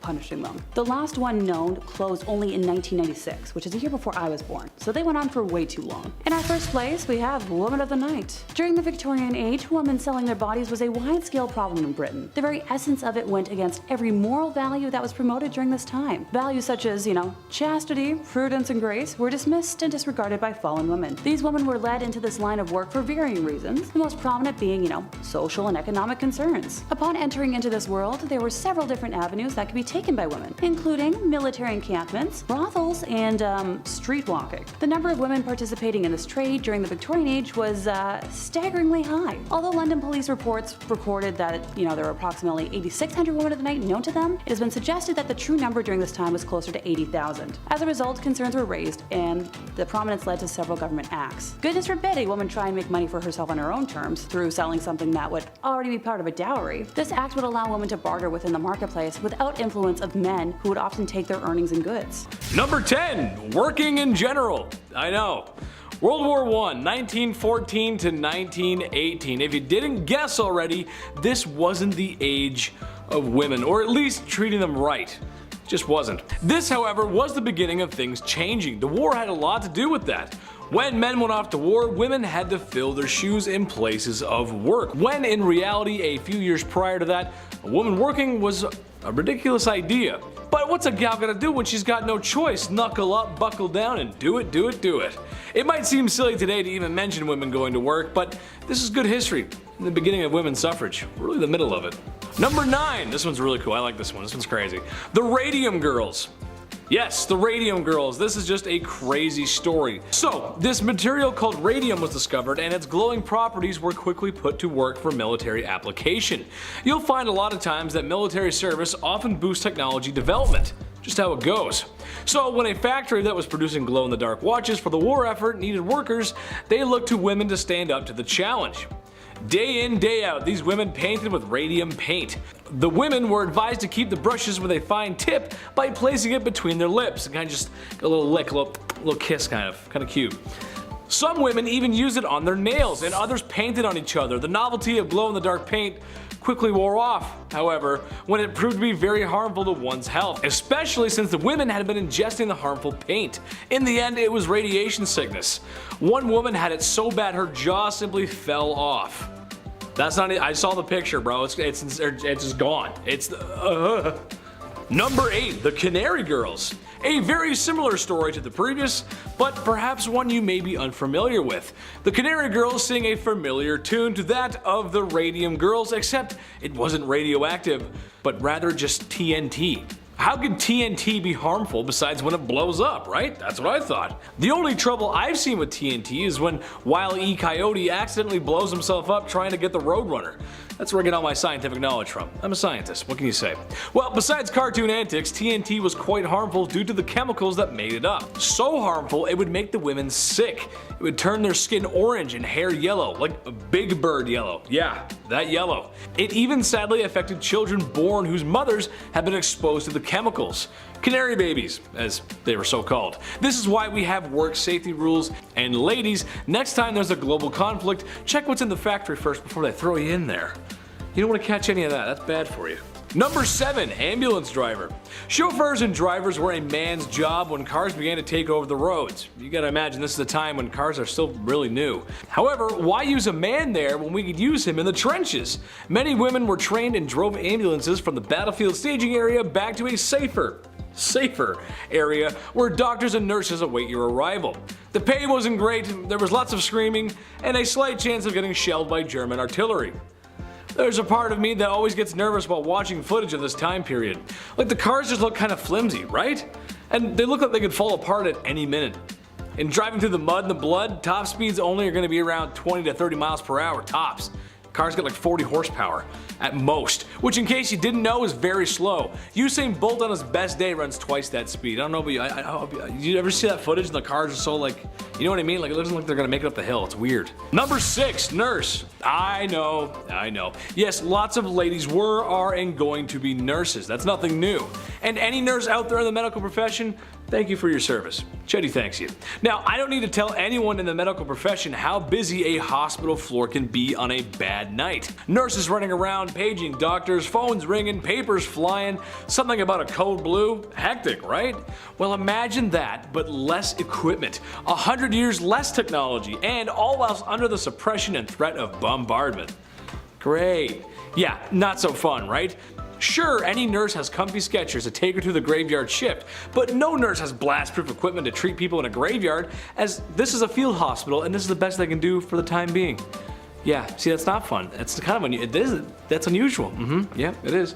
Next, Mary Ellen Pleasant, the most powerful black woman in the Golden Rush era. Historians indicate that Pleasant was most likely born a slave but got her freedom at an early age. She worked on the Underground Railroad as a young adult, ushering enslaved people out of the South and into the northern states. Like many others seeking their fortunes during the gold rush, Pleasant and her husband moved to San Francisco. Here, she works as a cook and waitress and a professional eavesdropper. I know we're all taught not to be nosy, but Mary Ellen learned from the conversations of wealthy patrons, intentionally listening in for valuable information. She took what she learned and began applying it as banking and monetary skills that launched her immediately upwards. She took what she learned to help build a substantial fortune and eventually became one of the richest women in the city. Pleasant was an astute investor whose portfolio included real estate, railroads, restaurants, boarding houses. Pleasant's wealth, however, could not shield her from racism. In 1866, a streetcar conductor in San Francisco refused to let her board because she was black. Outraged, Mary Ellen sued, and the case went all the way to the California Supreme Court. In a historic decision, the courts ruled that segregation on streetcars was illegal in California. However, in return, the Supreme Court reversed the damages Pleasant had been awarded in a lower court ruling. You win some, you lose some, and sometimes you get both. And now it's Donna Barcello. Described as the supreme queen of refinement and fashion, Donna Barcello was a prominent saloon owner and a professional gambler in Santa Fe in the 1830s and 1840s. Barcello was recognized for her charm and sharp business skills, which helped her establish as an influential member of high society during the heyday of the Santa Fe Trail. In 1835, Barcello opened a hotel and casino in the city center of Santa Fe. The establishment encompassed an entire city block and featured lavish decorations including chandeliers, drapes, mirrors, and imported furnishings. The casino became a destination for local socialites and trail travelers for its opulence. Barcello oversaw the casino's operations and regaled patrons as one of the card dealers, widely known as the best dealer of the card game Monte across the entire Southwest. Seeking trade deals and investments that increased her wealth and social status, exercised economic and political sway, she made her fortune from real estate and gold ventures in addition to her casino. And when the American civilian government established itself in Santa Fe during the Mexican-American War in 1846, Barcello allied herself with Americans and assisted them by providing information and at times money. Accounts and representation of Barcello were often embellished by those who had labeled her the Queen of Sin.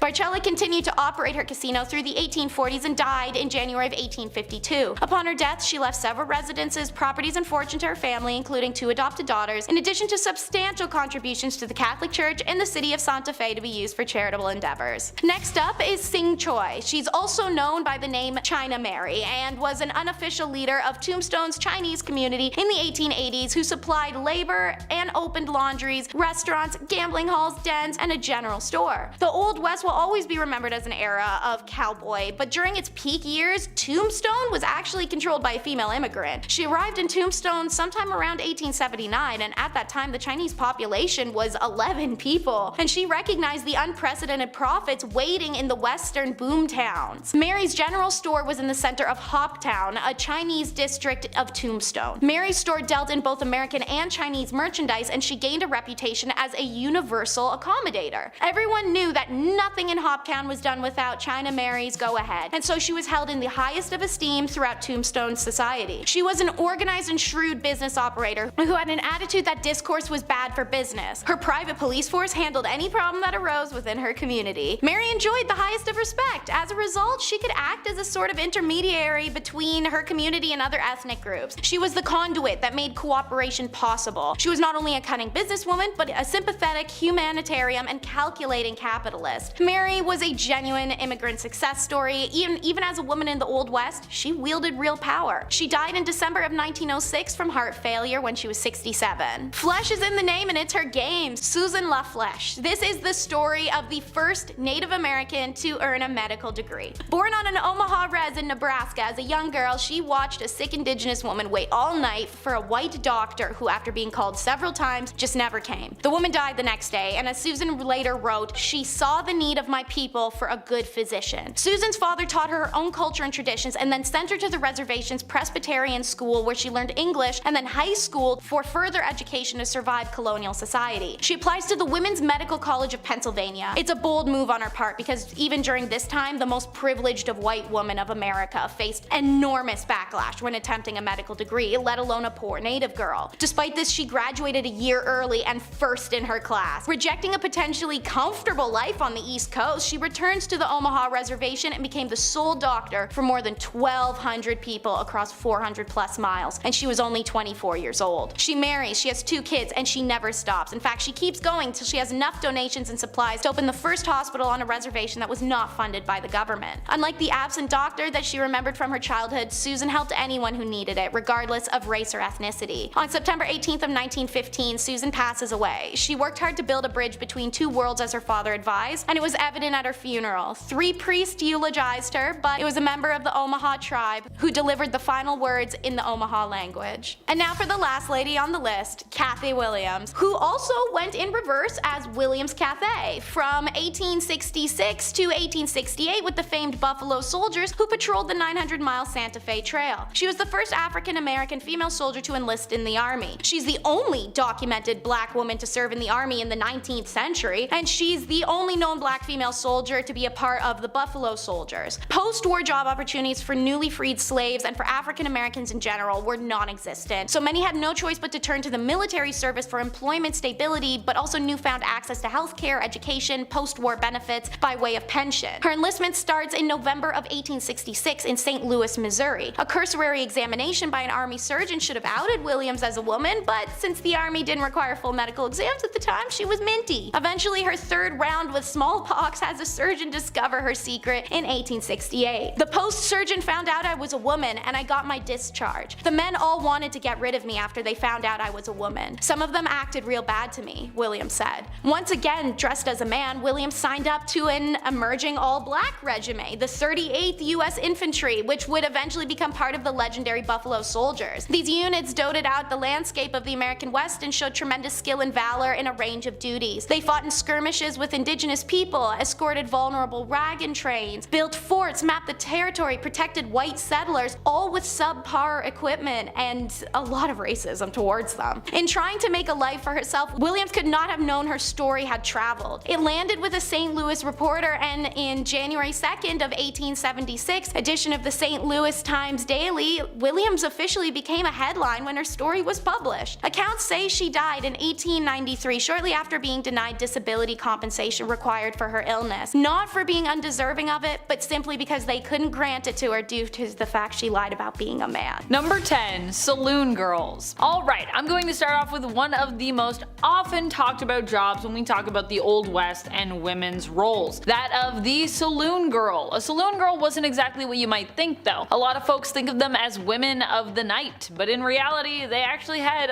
other responsibilities. That wasn't even necessarily what they did. While they sometimes worked with shady ladies who, you know what we're talking about. Saloon girls were something completely different for the most part. That wasn't what they did. They did other stuff. So if you think that's what they were up to, not really. Their role was to entertain and sell.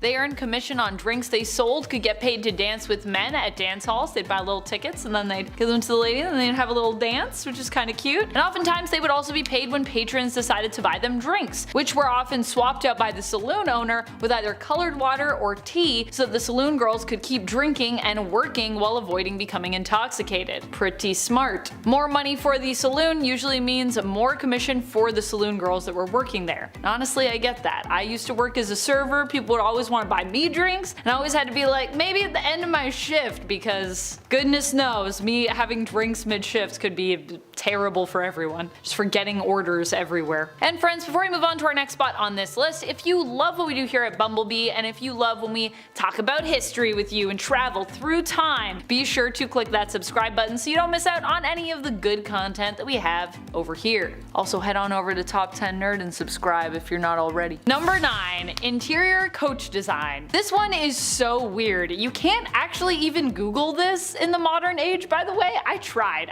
Googling it like a few different times just so I could learn more about like the job and the history of it. Well, I'm not sure if this was so much a job that women were forced to do. It caught my eye as being interesting and unusual, and I found at least one woman that did it. Back in the day of the Old West, many women were busy doing general womanly work, you know, sewing, cooking, keeping house. However, one mention in a paper revealed that at least one woman, the daughter of Charles Toils, we don't even get her name apparently, was instead preoccupied with working as an inside finisher for a coat shop. Now, you can't even Google that job today. All you get is stuff about athletic coaches, interior design, and like building muscle. And not in that order, obviously. What I believe this job entails though is working on the finishing of the inside of coach carriages, which would have been common in the days of the Old West and were usually pulled along by horses. But I just realized when I was looking into it that like there's probably people that are younger today that wouldn't even know. I don't even know if some people would know what a coach is if I just said that. And then I realized, wow, that's hard in 2023. Whoa. We need more books. I need like a shelf of just history books that I can use for research when I'm doing lists for Bumblebee. Number 8. Hello Girls. Well, Hello Girls became more famous during World War I. Hello Girls were actually referenced as early as 1889 in Mark Twain's A Connecticut Yankee in King Arthur's Court. In regards to that term being used for them, Hello Girls might sound like some weird and creepy job the women were forced into. Hello Girls. But in reality, they were actually just switchboard operators. They were called Hello Girls because they answered the phone with a friendly hello before they helped to direct your call. And obviously they were called girls because, you know, they're mainly girls.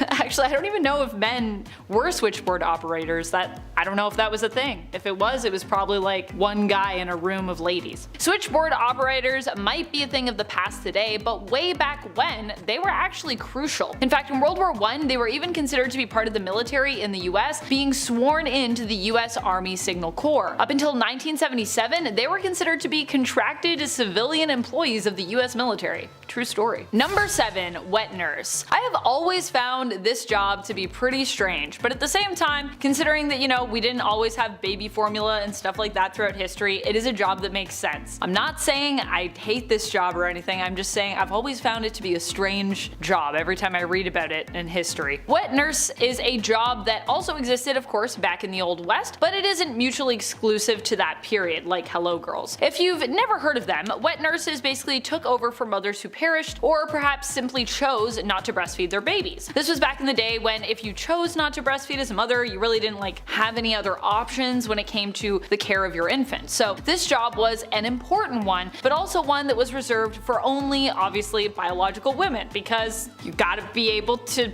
do the thing. Wet nurses tended to have their own babies, which was how they could be sure that they would produce milk. They also would sometimes double as caretakers and nannies as well throughout history. Number 6. Bowling alley operator. I'm going in a totally different direction now. What? Yeah, even back in the Old West, people needed to have fun. They needed to bowl. Tons of women became business owners, and while many made their fortune selling pies or as cooks, some had more unexpected business that didn't fit quite as neatly into the gender norms that we imagine when we think back to the 19th century in the Old West. Apparently, at least one woman ran her own 10-pin bowling alley. I don't know why, but I just really love this idea, so when I was reading about it, I needed to tell you. Just something about folks at the end of their hard day mining just come into this woman's bowling alley to relax, and then she's making bank, not from the gold or the gold rush or anything like that, but from the people attracted to it. Honestly, I think that's the way to do the Old West. If I were alive back then, I would be focusing on profiting off those who came in droves in an attempt to seek their own profit and their own opportunity and fortunes. Gold? That's hard to find. People? Not so much.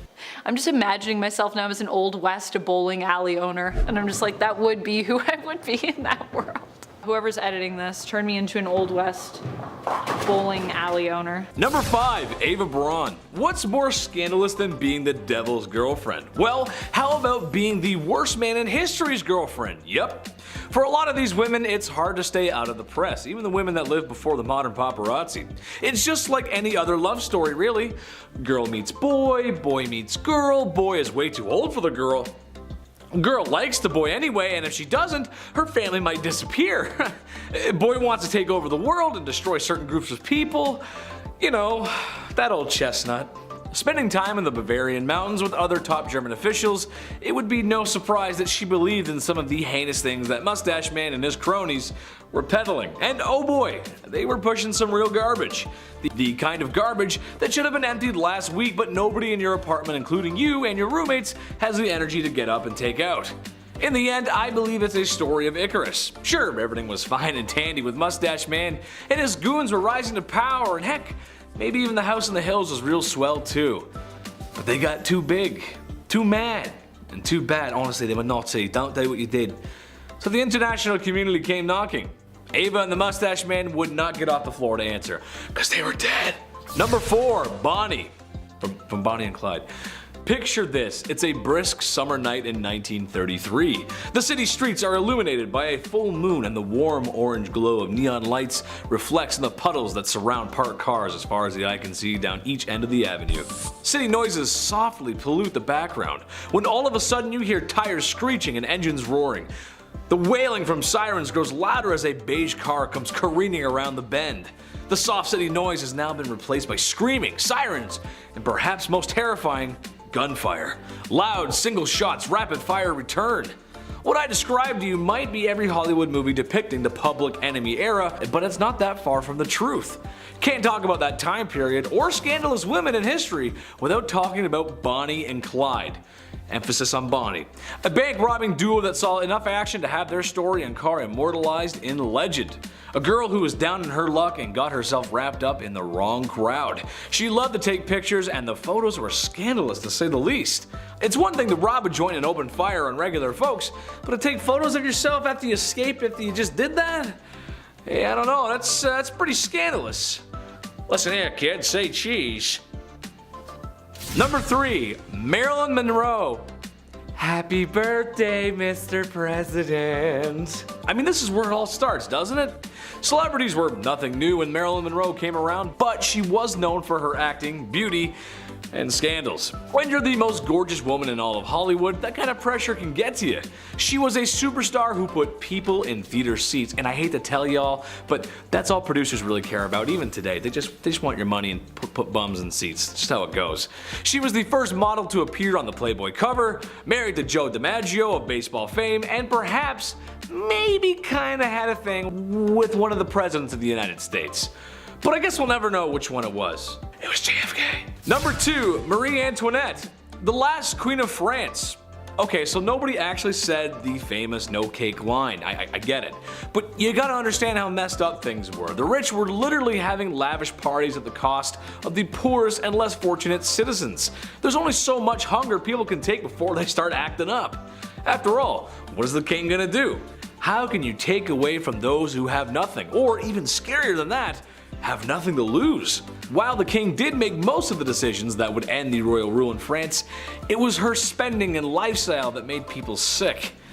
I mean, literally sick. They were dying in the streets. Nicknamed Madame Deficit because in a time when the economy wasn't so hot, she was. She was spending money on ridiculous things like her hair, when God forbid she should, help the people that make any of her lavish life even possible. Number 1, Elizabeth Bathory.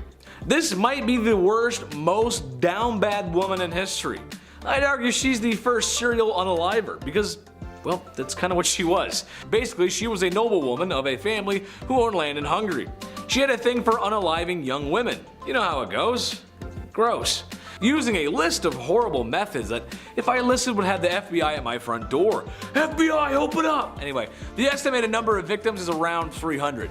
Some say 600. Some even say she bathed in the blood of her victims to stay young and beautiful. She was eventually arrested and sent away to live the rest of her days in a castle, where she had free movement of the castle. So basically just ye olde house arrest. Perhaps it was something to do with being rich. I wonder if that had something to do with it. Number 10, Julie d'Aubigny, a sword-wielding opera singer? Yes, sign me up please. I am so here for this. There is so much to unpack about this story. So she was born the daughter of the secretary of King Louis XIV's Master of Horse. She moved to the court of Versailles in 1682. Her father was an expert swordsman and educated her alongside the boys he taught because she was his only kid. She even dressed as a boy and excelled at the sport. She ran off with a fencing master and toured, showing off her skills to wide audiences.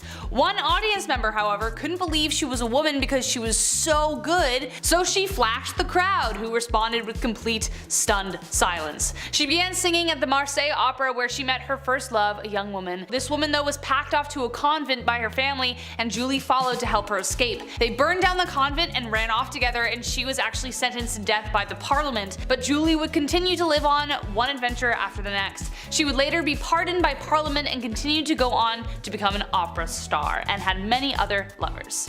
Number 9, Betty Page. If you're a fan of pinup art, then you almost have to be a fan of the one, the only Betty Page. She is the one who defined the art form. Page was an American pinup icon who scandalized society with her risque and alternative kink modeling photos. We can thank her for the bikini, as it was Page herself who made it popular.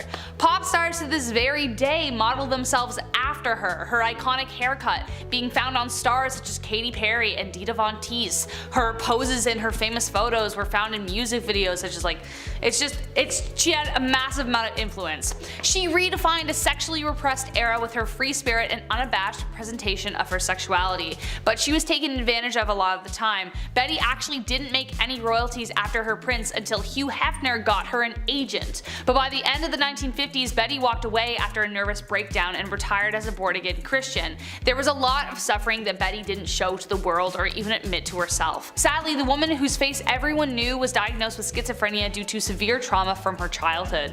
For years, no one knew if she had even passed away, but people were still obsessed with her until she was finally tracked down for a documentary. She refused to take any photos but would give interviews over the phone. She finally hired a lawyer to try and recoup some of the money she lost for her image and spent her final days living with her brother in LA. Number 8, Cleopatra. Cleopatra, the woman who had the world talking all the time. She made sure that whenever she entered the room, all eyes and ears were turned in her direction, jaws on the floor. She is one of, if not the most famous Egyptian queen to ever have lived. Believing she was the goddess Isis herself, she prepared dazzling entrances wherever she went. But it wasn't just her looks. In fact, some accounts say she wasn't actually particularly outstanding in that department. It was just the whole package in how she presented herself. It was indeed her wit, charm, intense intelligence that had men and nations kneeling to her. Her brother/husband wasn't a huge fan, as it was clear she was always trying to get past him to hold the whole title. But one way she overstepped her husband was when she had herself delivered to the Roman Emperor Caesar wrapped in a carpet, naked. She easily won the senior emperor and gained him as her lover, and eventually she even won the Egyptian throne, soon to become the famous Queen of the Nile. Number 7, Mary Laveau. Mary Laveau is an absolute legend in practice and by lore. Her mysterious past and practices made her the absolute talk of the town. She was the voodoo queen of New Orleans. Voodoo or Voodoo is a combination of West African religions brought over to the Americas through the slave trade. It then blended with Christianity and the traditions of indigenous peoples. Marie was the first generation of her family to be born free, but due to laws and practices of the time, Marie and her husband bought and sold around 8 slaves in their lifetime, though it was also believed that she aided in the escape of slaves as well. But what she is most famous for is her work as a voodoo queen in New Orleans. Many wealthy and politically connected individuals paid Laveau to aid in personal advice, intervention, and protection from evil energy. She also worked as a hairdresser, which gave her access to information regarding her clients, because honestly, let's be honest, everyone's hairdresser is their therapist. Honestly, what didn't this woman do? She also ran an orphanage and helped many children have a safe home. Laveau is a popular figure in legend and lore due to her relationship to the occult, but her role in society was much larger and a little bit more scandalous than that. Number 6. Luisa Casati. Also known as the Divine Marquise, we have yet another woman of mystery on this list. Luisa Casati beguiled everyone she came across. She was a young, well-born heiress who married into the Lombardy aristocracy. The mundane was an insult to her. She dressed in extravagance wherever she went, dyeing her hair fiery shades, darkening her eyes with makeup and contouring with kohl. Her guiding principle in life was to imitate art, as opposed to art imitating life. But due to her extravagant presentation, she became the muse of dozens of famous artists. Thanks to her immense fortune, she traveled the world, leaving a trail of lavish parties that even Gatsby would gawk at. Every party topped the last. She had a collection of very special drugs, naked servants gilded in gold, wild animals. Her tombstone reads, "Age cannot wither her, nor custom stale her infinite variety." Number 5. Queen. It is unusual. Most people didn't get to be royal. I mean, think about it, seriously. Although I'd certainly like to be, I can't just imagine it. King of the internet. King of the black hoodie, nice, or king of the Chinese buffet. My point is that while women in medieval times didn't get the respect that they deserve, and every girl does, queens just had it better, and that's unusual. The queen might not have been as well respected as the king, but compared to the peasantry, she was fed, had 4 walls around her that didn't leak or wind would, seep through or blow down, and wasn't working herself to the grave every day to provide for a king and queen that didn't think very much about them. That's a really hard life to live. Number 4. Cooking. Chief, somebody had to do it. Although, there's something that tells me the food wasn't that good. This isn't exactly Gordon Ramsay's 5-star cuisine. Beans, cabbage, eggs, onions, bread, and of course beer or ale to wash it down. The peasantry just didn't have the same access to food like royalty did. Although with a list like that, it sounds like it's a fast-track way to an upset stomach or some really grody gas, dude. It was women who would often be preparing those delicious dishes. Besides the hours I would spend on the commode after visiting a commoner's house from eating that, the taste is something worth talking about, I think. When you guys are cooking chicken, for example, what are your favorite recipes, spices, flavors? Let us know in the comments, I'm curious. My favorite chicken is barbecue chicken, brushed with a little Diana sauce. Medieval folks just didn't have that. More upsetting than that is the lack of spices in general. While there were some, anything not local would have been crazy expensive and not available to common folks. Medieval women did the best with what they could when they had it. That's just how it goes, Chief. I talked to him, he's a chef, he said it's alright. Number 3. Nuns. It makes sense, honestly. Becoming a woman of God was honestly a good career choice for a woman. For starters, you become a woman of God, and that means you're protected under his vision. Thank you, Jeebus. And people need that back then, seriously. Secondly, it would also give you a place to live. Some nuns stayed in one town and others traveled where needed, staying in monasteries and convents where it was possible, and probably more comfortable than living in the mud and stone huts that the serf women were living in. And lastly, they got rulers and sticks, and if someone was bad, they would punish them when they misbehave. Oh, sorry sister, I didn't mean to say naughty words in the classroom. I guess you'll have to spank Chetty now, ooh. All jokes aside, this might have been one of the best things for a woman to be, besides royalty or marrying rich. It's just how the times went. Number 2, landowner. I was shocked by this one too, honestly, but yes, women could own land.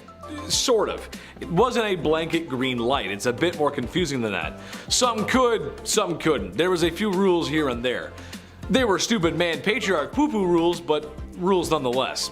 In Normandy, for example, only men and their sons could possess land ownership. In the Basque region, both sons and daughters could inherit land.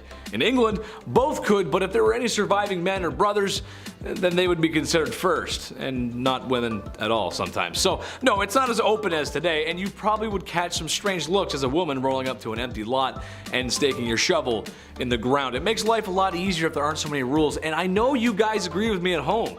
The less red tape, the better, right? And be nice to girls, be nice to women. Number 1, artists. This one hits home. I think Chris can agree with me on this one. A lot of male artists, writers, and poets get remembered from history, but there was a few decent female ones too. We gotta give them some spotlight. It sucks that males get all the spotlight. To me, this makes sense. In my experience, a lot of girls I knew growing up had natural talent for arts. I remember growing up in school, and art class was always one of my worst subjects.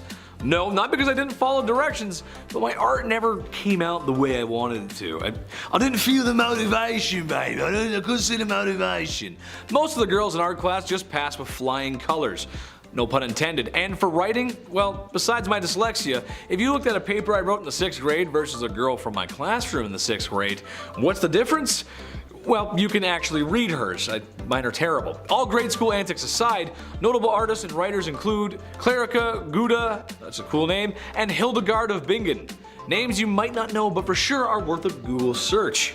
Such as the first one to make me puke, number 10, denailing. It's one of those torment styles I feel needs no explanation. The name kinda says it all, but to include you in the horror, the definition of denailing is the forcible extraction of fingernails or toenails or both. And man, was it a favorite method of the medieval times. And a fun fact I learned, the term cutting it to the quick actually originates with this horrible punishment. The quick is the nickname for the fingernail skin, aka hypocochium. So when you're cutting it to the quick, you're digging up someone's fingernails. In its simplest form, denailing was done by first constraining the prisoner on whatever tabletop or chair, whatever you got ready to tie a person to. Then metal forceps or pliers, often heated over fire until red hot, grasp each nail at its edge and tear it from its nail or toe bed. Okay, Ma, this right here is why I am okay with the fact you never broke my nail biting habit. Unfortunately for me, the other variant of this would have still worked because in version 2, they wedged something under the nail first and then hit it inwards to separate the nail from its bed. This was a favored method of the medieval German witch hunters who would dip the wooden skewers in boiling sulfur before wedging them in, which would burn the incredibly sensitive flesh of the underside of the nail. When enough skewers have been driven home to ply each nail loose from the bed, only then is the nail torn from the root with a pair of pliers. Okay, one and done. Let's hit number 9, which is stocks. And just like the stock market, it's scary and confusing. The people involved are sitting on their ass. Sorry, the joke was there, I had to go for it. So, stock is both physical torment and public humiliation, the best of both types of medieval punishments. Okay, so you know that thing where they bend you over and they put your head and your wrists in it like this, as seen in the beautiful period piece Shrek? The stocks are similar, but for your feet. Difference is that a person is placed in the stocks sitting with their legs extended in front of them and their feet are locked into place. Sometimes their hands or their head might be chained for funsies too, but overall they're left lying on the ground, or if they're lucky they have something under their butt. Stocks could be found in the most public places available, where a town crier would come out shaking that big ass bell and telling the bored masses they could contribute to punishing offenders against the standard of conduct of the time, aka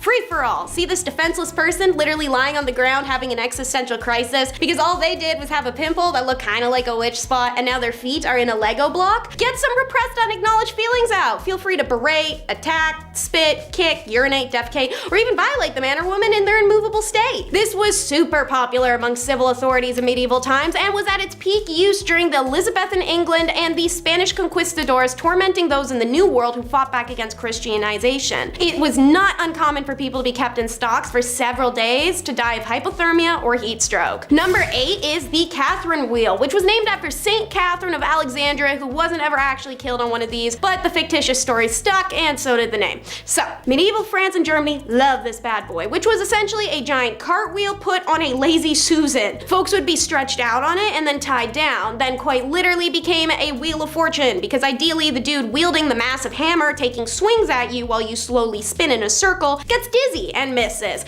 More often than not though, folks ain't that lucky. This wheel would be spun nice and slow over the hours, and the hammer wielder would break different limbs as they circled past him. Once all the limbs were reduced to spiky bone fragment skin slabs, sorry, but the person was left on the wheel to die. It could take hours, even days, before shock and dehydration did its course. If your offense was less severe, or you could bribe someone, or you were at least well liked, the first blow would be to the neck in hopes of smoking you quickly, known as coup de grace, aka blows of mercy. Otherwise, they went from the feet up, baby, and the number of sequences of blows are specified in the court sentence. How, as a lady, did you earn the Catherine's wheel? Cheating, witchcraft, treason. Next up for number 7 is the piquette, the perfect device for your DIY executioner. All you need is a stake, a hole in the ground to stick it out of, some rope, and a little bit of friendship. It was usually used as a military punishment, however the piquette did make its rounds, even ending up in a famous illustration of a woman being subdued subjected to it during the French Revolution. Alright, so what you need to pick up from your Hobby Lobby or your Michael's Craft store is a stake. You're gonna stick one end of it in the ground and then the exposed end facing upwards. Make sure to grab a saw and sandpaper because you're gonna need that exposed end to be sharpened to a rounded point, not a pointy point. Now grab some rope and your malefactor, who is typically a soldier who had disobeyed order or a woman accused of witchcraft or sleeping around. You're gonna use that rope to suspend them from the tree by this region of the thumb, while the sole of their opposite bare foot was balanced on top of the stake. The point of the stake was sharp enough to jab into the arch uncomfortably, but not enough to pierce your foot. Want to get the pressure off? You have to regulate all your body weight into the thumb that's suspending you. And yes, you may be thinking, wouldn't that tear your thumb from its socket? Absolutely, which is why you'd shift your weight back onto the painful foot. Pretty ingenious methodology, if you ask me. Nobody died, but some people did lose thumbs. Better than your life, though. This is a classic mention on our channel. Number 6 is the shame masks. If they tried to use those on us today, I personally don't think it'd work. The way that pride and ego function in modern days is so different from olden times, but back then, I guess it must have been an efficient humiliation tactic for them to have so many of these horrible masks. That, or people really vibe with the Halloween vibe. These masks, as mentioned, are meant to humiliate, and I guess there's nothing more humiliating than being compared to a pig or a rooster. 2 of their most common designs. Some would have a pig snout, bird beak, devil horns, donkey ears. Bells are sometimes attached to attract the attention to the wearer, or even whistles attached to the mouthpiece, so anytime they breathe, this stupid thing would make a sound like the Tin Man from Wizard of Oz was approaching. Although less vicious than many other torments, they could still be painful and distressing, especially if your sentence is a long one. The mask can make it difficult to eat, drink, sleep, and could attract violence from hostile people or lecherous men. They were used as punishments for various misdemeanors, but usually it was to shut a woman up. Literally. You scolded your husband, that's a serious sin that contravened the Bible's clear instructions for wives to remain subservient little, well, I was gonna say Barbie dolls, but maybe after the movie, it's Kens. Number 5, ladies of the trench? This makes sense. A lot of sense, really. And as weird and crazy as it might sound, it might have made the men feel a little bit better. Trench life was awful. Refer to my World War I videos here. They're pretty good, I promise. Mud, blood, rats, disease, sickness, machine guns, barbed wire, no man's land, chemical warfare, and sadly, when all that was done and gone, brutal, borderline, medieval hand-to-hand combat. That just must be terrible. I played Battlefield 1, that's fun, but in real life, that's just not fun. So when soldiers were taken out of rotation for a little R&R, they might be pleased to see a brothel on wheels. That's right. Or when visiting certain northern towns in France, a very legal brothel houses, if you will. When Americans joined the fight, of 1,000 men being treated in hospital, 190 were being treated for a brothel-related sickness. Go get them, boys. Some men would even ask for ladies who were known to possess such qualities, because they knew if they caught it, it meant 30 days in a bed and not in a trench. That's honestly such a big brain play, I can't even. Number 4, widow. Might not be an official occupation, but it is an official title, and officially, it sucks. Imagine a world where it's difficult to get by, a world where a woman is a second-class citizen. So when her husband, her brother, her father, and maybe even her son get drafted to fight Germany and don't make it back, well, it's not fun. Some struggled to find work, others remarried, and some had no choice but to practice the time-old tradition of the world's oldest profession, if you know what I mean. Tough times, man. Especially for the ladies. Not cool. Number 3, farmers. Gotta tend to those fields, partner. This is also a time where there is farm equipment, yes, but not as common as today. It would have been expensive and nowhere near the state-of-the-art farm equipment that we have today. Milking machines, combines, tractors, you name it. In 1914, it's offspring. That's your farm equipment. That's how it works. Ever notice how farmhouses got lots of bedrooms? Well, if you can't afford to hire farmhands, then you make some. Except, however, the key issue with the last point as well as here is the men in your family getting sent to war. Not coming back for 4 years is a problem. Or in a worst case scenario, not coming back at all. I mean, I'm sure some came back, they just came back in boxes. Which means wives, women, sisters, and daughters had to roll up their sleeves and get to work. And I don't have to tell any farmer watching this how important their job is, or how difficult it can be. You gotta feed the folks after all. Gotta do what's right by me, Dutch. I don't know how farming's Western, but alright. Number 2, dancer. Little bit of a stretch here, but hear me out. World War I ended in 1918. By 1920, the Allies' economies had picked up, but especially in America. This was a time of great success, as a wise man once said. The Roaring 20s, while the war was over, many folks were still feeling the effects, especially in Europe. Germany wasn't doing too hot. and they're gonna come back for a sequel. It's not gonna be good. As the sale of alcohol was banned, underground clubs began to open. Speakeasies, you may have heard them from my 20s videos. Men, soldiers returning home, women, and minorities of all backgrounds were hanging out in these places, which was very progressive and cool for the time. The ladies were becoming flappers, which were dancers, out of the factories and enjoying the luxuries of a healthy economy. And I'm sure some of it had to start in 1918 at least, because they knew the end was coming. It had to. It just had to. Trust me, it makes sense. Number 1, politicians. For the first time in a long time, women were becoming politicians. Not presidents or governors, but their voices were being heard in the political space regardless, which is huge. A one Miss Rankin was voted into the US House of Representatives in 1916. A woman's right advocate, all brought to you by women's suffrage. I don't have to tell you how unusual that really is for the time. Especially for the time. Unfortunately for these ladies, while there would be some great step forwards like earning the right to vote and social progress in the 1920s, things would go back a few steps during the 40s and the 50s, and wouldn't see massive resurgence until the late 60s and 70s. You gotta remember the good stuff though, even if it's baby steps.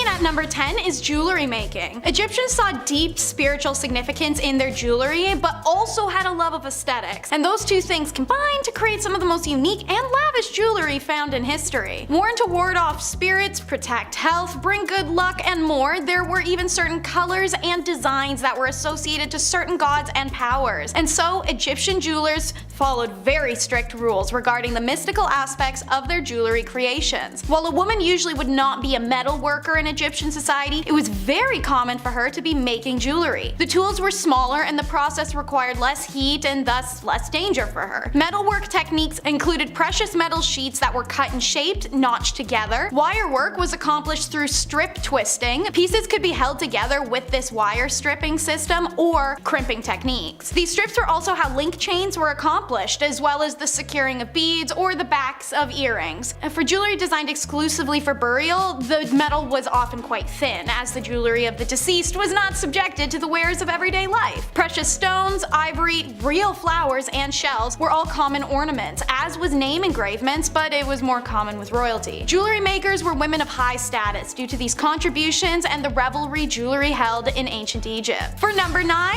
it's house vendors. Recognized as an ancient heritage profession and was at its most popular during time periods of ancient Egypt where women were restricted from going out when married. These vendors would roam neighborhoods with buckets and baskets of product for sale. Clothing, perfume, fabrics, snacks. Now, what was unusual is that the vendor was more often women than men, walking the streets alone, making these sales because many married women weren't allowed to go out walking the streets alone to make sales. You see the irony. Anyways, this profession found great popularity in single women, and many also were called upon to act as nurses in homes of the wealthy when needed. The career is named al-Dalala, but the idea itself has long been extinct with the freedom for Egyptian women to roam commercial districts. Number 8 is being a dancer. Ancient Egyptians loved their music and dance. They were celebratory, but also ritualistic at times. Farmers would dance to thank the gods for a good harvest. Dance groups would perform at banquets. People would go dance around the Nile in the lush season. The list goes on. Many men and women chose dance as a career, and it was a highly respected one. Dancing was considered an acceptable and normal part of life and even important to it. Most festivals were incomplete without it. In fact, dancing was such a revered career that dancers could start as a peasant and become a high status person from it, just like being a celebrity in the way that people would go to see them perform. Women at the time were even more revered for their grace, elegance, and acrobatics. This career had 7 types of dance: gymnastic, movement, pair dancing, imitative dance, which was like acting like animals, group dances like a historic cheerleading squad, dramatic dance was female exclusive and rested in illustration, war dances, grotesque dance, and then religious chant dances at temples, and lyrical dance, which was usually a depiction of lovers. Wig makers are number 7. Egyptians loved wigs for a reason that surprises many. It helped keep their heads cool. I mean, it also helped with hygiene and scalp pests and looking pretty, but the heat thing is what really gets folks. Many Egyptians Egyptians had shaved or cropped hair, and the mesh-like base of a wig versus a headscarf allowed the body heat to still escape. And as said, wigs were also a great shield from lice or other invasive bugs. The hair used in the construction of wigs and hair extensions was always human and was either an individual's own hair or had been traded or bought. Hair itself was a valuable commodity ranked alongside gold and incense in a count list from the town of Cahoon, which put emphasis on the popularity of wigs. When hair was collected for a wig, it was thoroughly combed and then sorted into lengths individually. The Egyptians invented a variety of hairdressing tools, and the wig makers would take the time to braid or coil the hair depending on the wig style, coating each with warm beeswax and resin fixative so that it would harden when cooled. The job itself isn't unusual, more so the booming industry it had. Wigs weren't worn to this extent anywhere else at the time, and while yes, they were functional against the sun, they were more so aesthetic than anything. Individual braid and extensions could also be attached to someone's scalp for aesthetics, the way that box braids, twists, faux locks, and many other ethnic hairstyles are accomplished today. Wigs were made in a type of factory setting. Archaeologists have uncovered the remains of wig factories, wig boxes have been found in tombs, and multiple mummies have been found with wigs or braided in extensions. Number 6, we meet our ladies of the night. Unlike most ancient and even modern civilizations, selling intercourse is illegal or was highly governed. In ancient Egypt, this wasn't even close to the case, but rather the opposite in a peculiar way. Women who worked in the sexual industries were considered divine and respectable, as their career was considered to please the gods. They earned high status and lived in luxury. Working freely and openly, these ladies adorned themselves with red lipstick and eye makeup that differentiated themselves from other women. They were also tattooed, diamond-shaped dots along the thighs and on the fingers, or images of the god Bes. When the French invaded, they brought STIs, and they spread rapidly through the brothels, and this prompted the French authorities to introduce a law forbidding French troops from entering the brothels or having these ladies in their rooms. Guess those ladies were hard to resist, because anyone who offended the law received death penalty. Number 5. Gold miner. I've struggled to find a ton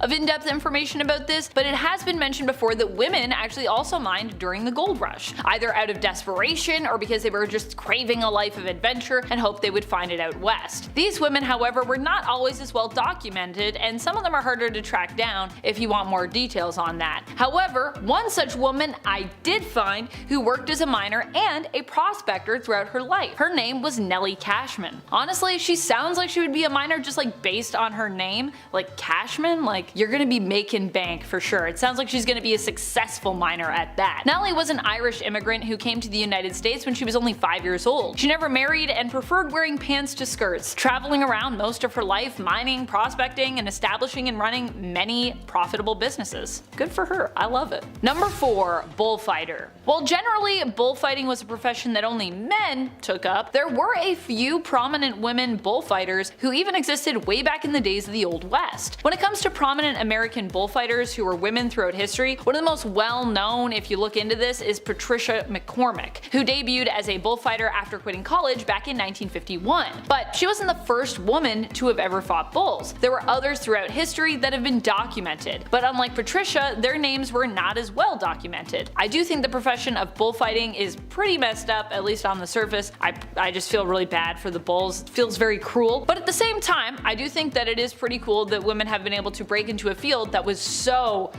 dominated by men. And like, you can find them. They are, like I said, not as well documented, but there's like paintings of them. These women existed. They were out there. They were fighting bulls. Number 3. Outlaws. When it comes to women in the Old West, many saw this as a time period that liberated women. In fact, if you read a bunch of articles about this, a lot of people are like, it was great, women were out there, they were doing all the things. But that's not completely true. Some were forced to take that sense of liberation kinda into their own hands when the suggested land of the free actually failed them. That's what happened in Pearl Hart's case somewhat. She was actually born a Canadian in Lindsay, Ontario. While she was given opportunity and an education growing up, Pearl wasn't as interested in academics and instead decided to seek a life of adventure. She would end up eloping and then leaving her husband, who often mistreated her. Looking for a way to make ends meet, she worked a bunch of different jobs before she ended up partnered with Joe Boot and turned to a life of crime. We don't really think of women as being outlaws back in the day, but they were. She was made famous for being one of the only females to have committed a stagecoach robbery, which also was not as common as you would think it would be.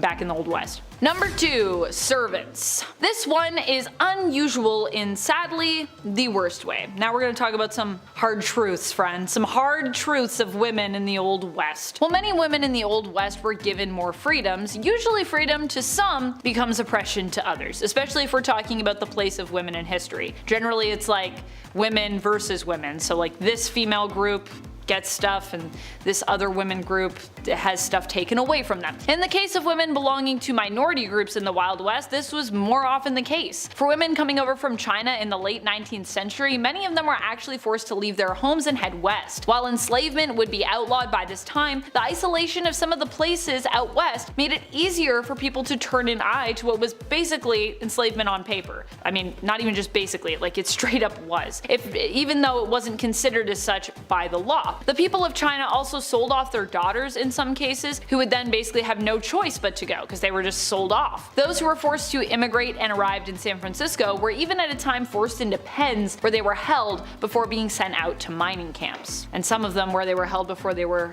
once again sold off, so pretty terrible. Number 1, Gold Mountain wives. Well, some might not consider being a wife to be a job. Back in the day, I would argue, for many, it was. When Chinese women settled in the Old West, some ended up married to successful miners. As we discussed earlier, life was not easy for Chinese immigrants coming over to the Old West, no matter their gender identity, honestly. Women were often forced into jobs they didn't necessarily want, and were often treated like servants, with many even being sold to brothels upon arrival. However, despite all of this, back home in China their hardships were very rarely even seen by their families and relatives, as all they saw was the wealth and gold that was being sent over back to them. Instead of acknowledging the daily discrimination of the Chinese immigrants in America, women who ended up marrying wealthy miners were often referred to as Gold Mountain wives and were considered actually to be fortunate, which is pretty crazy when you read into all the stuff that all the Chinese immigrants had to deal with back in the day. It's pretty terrible.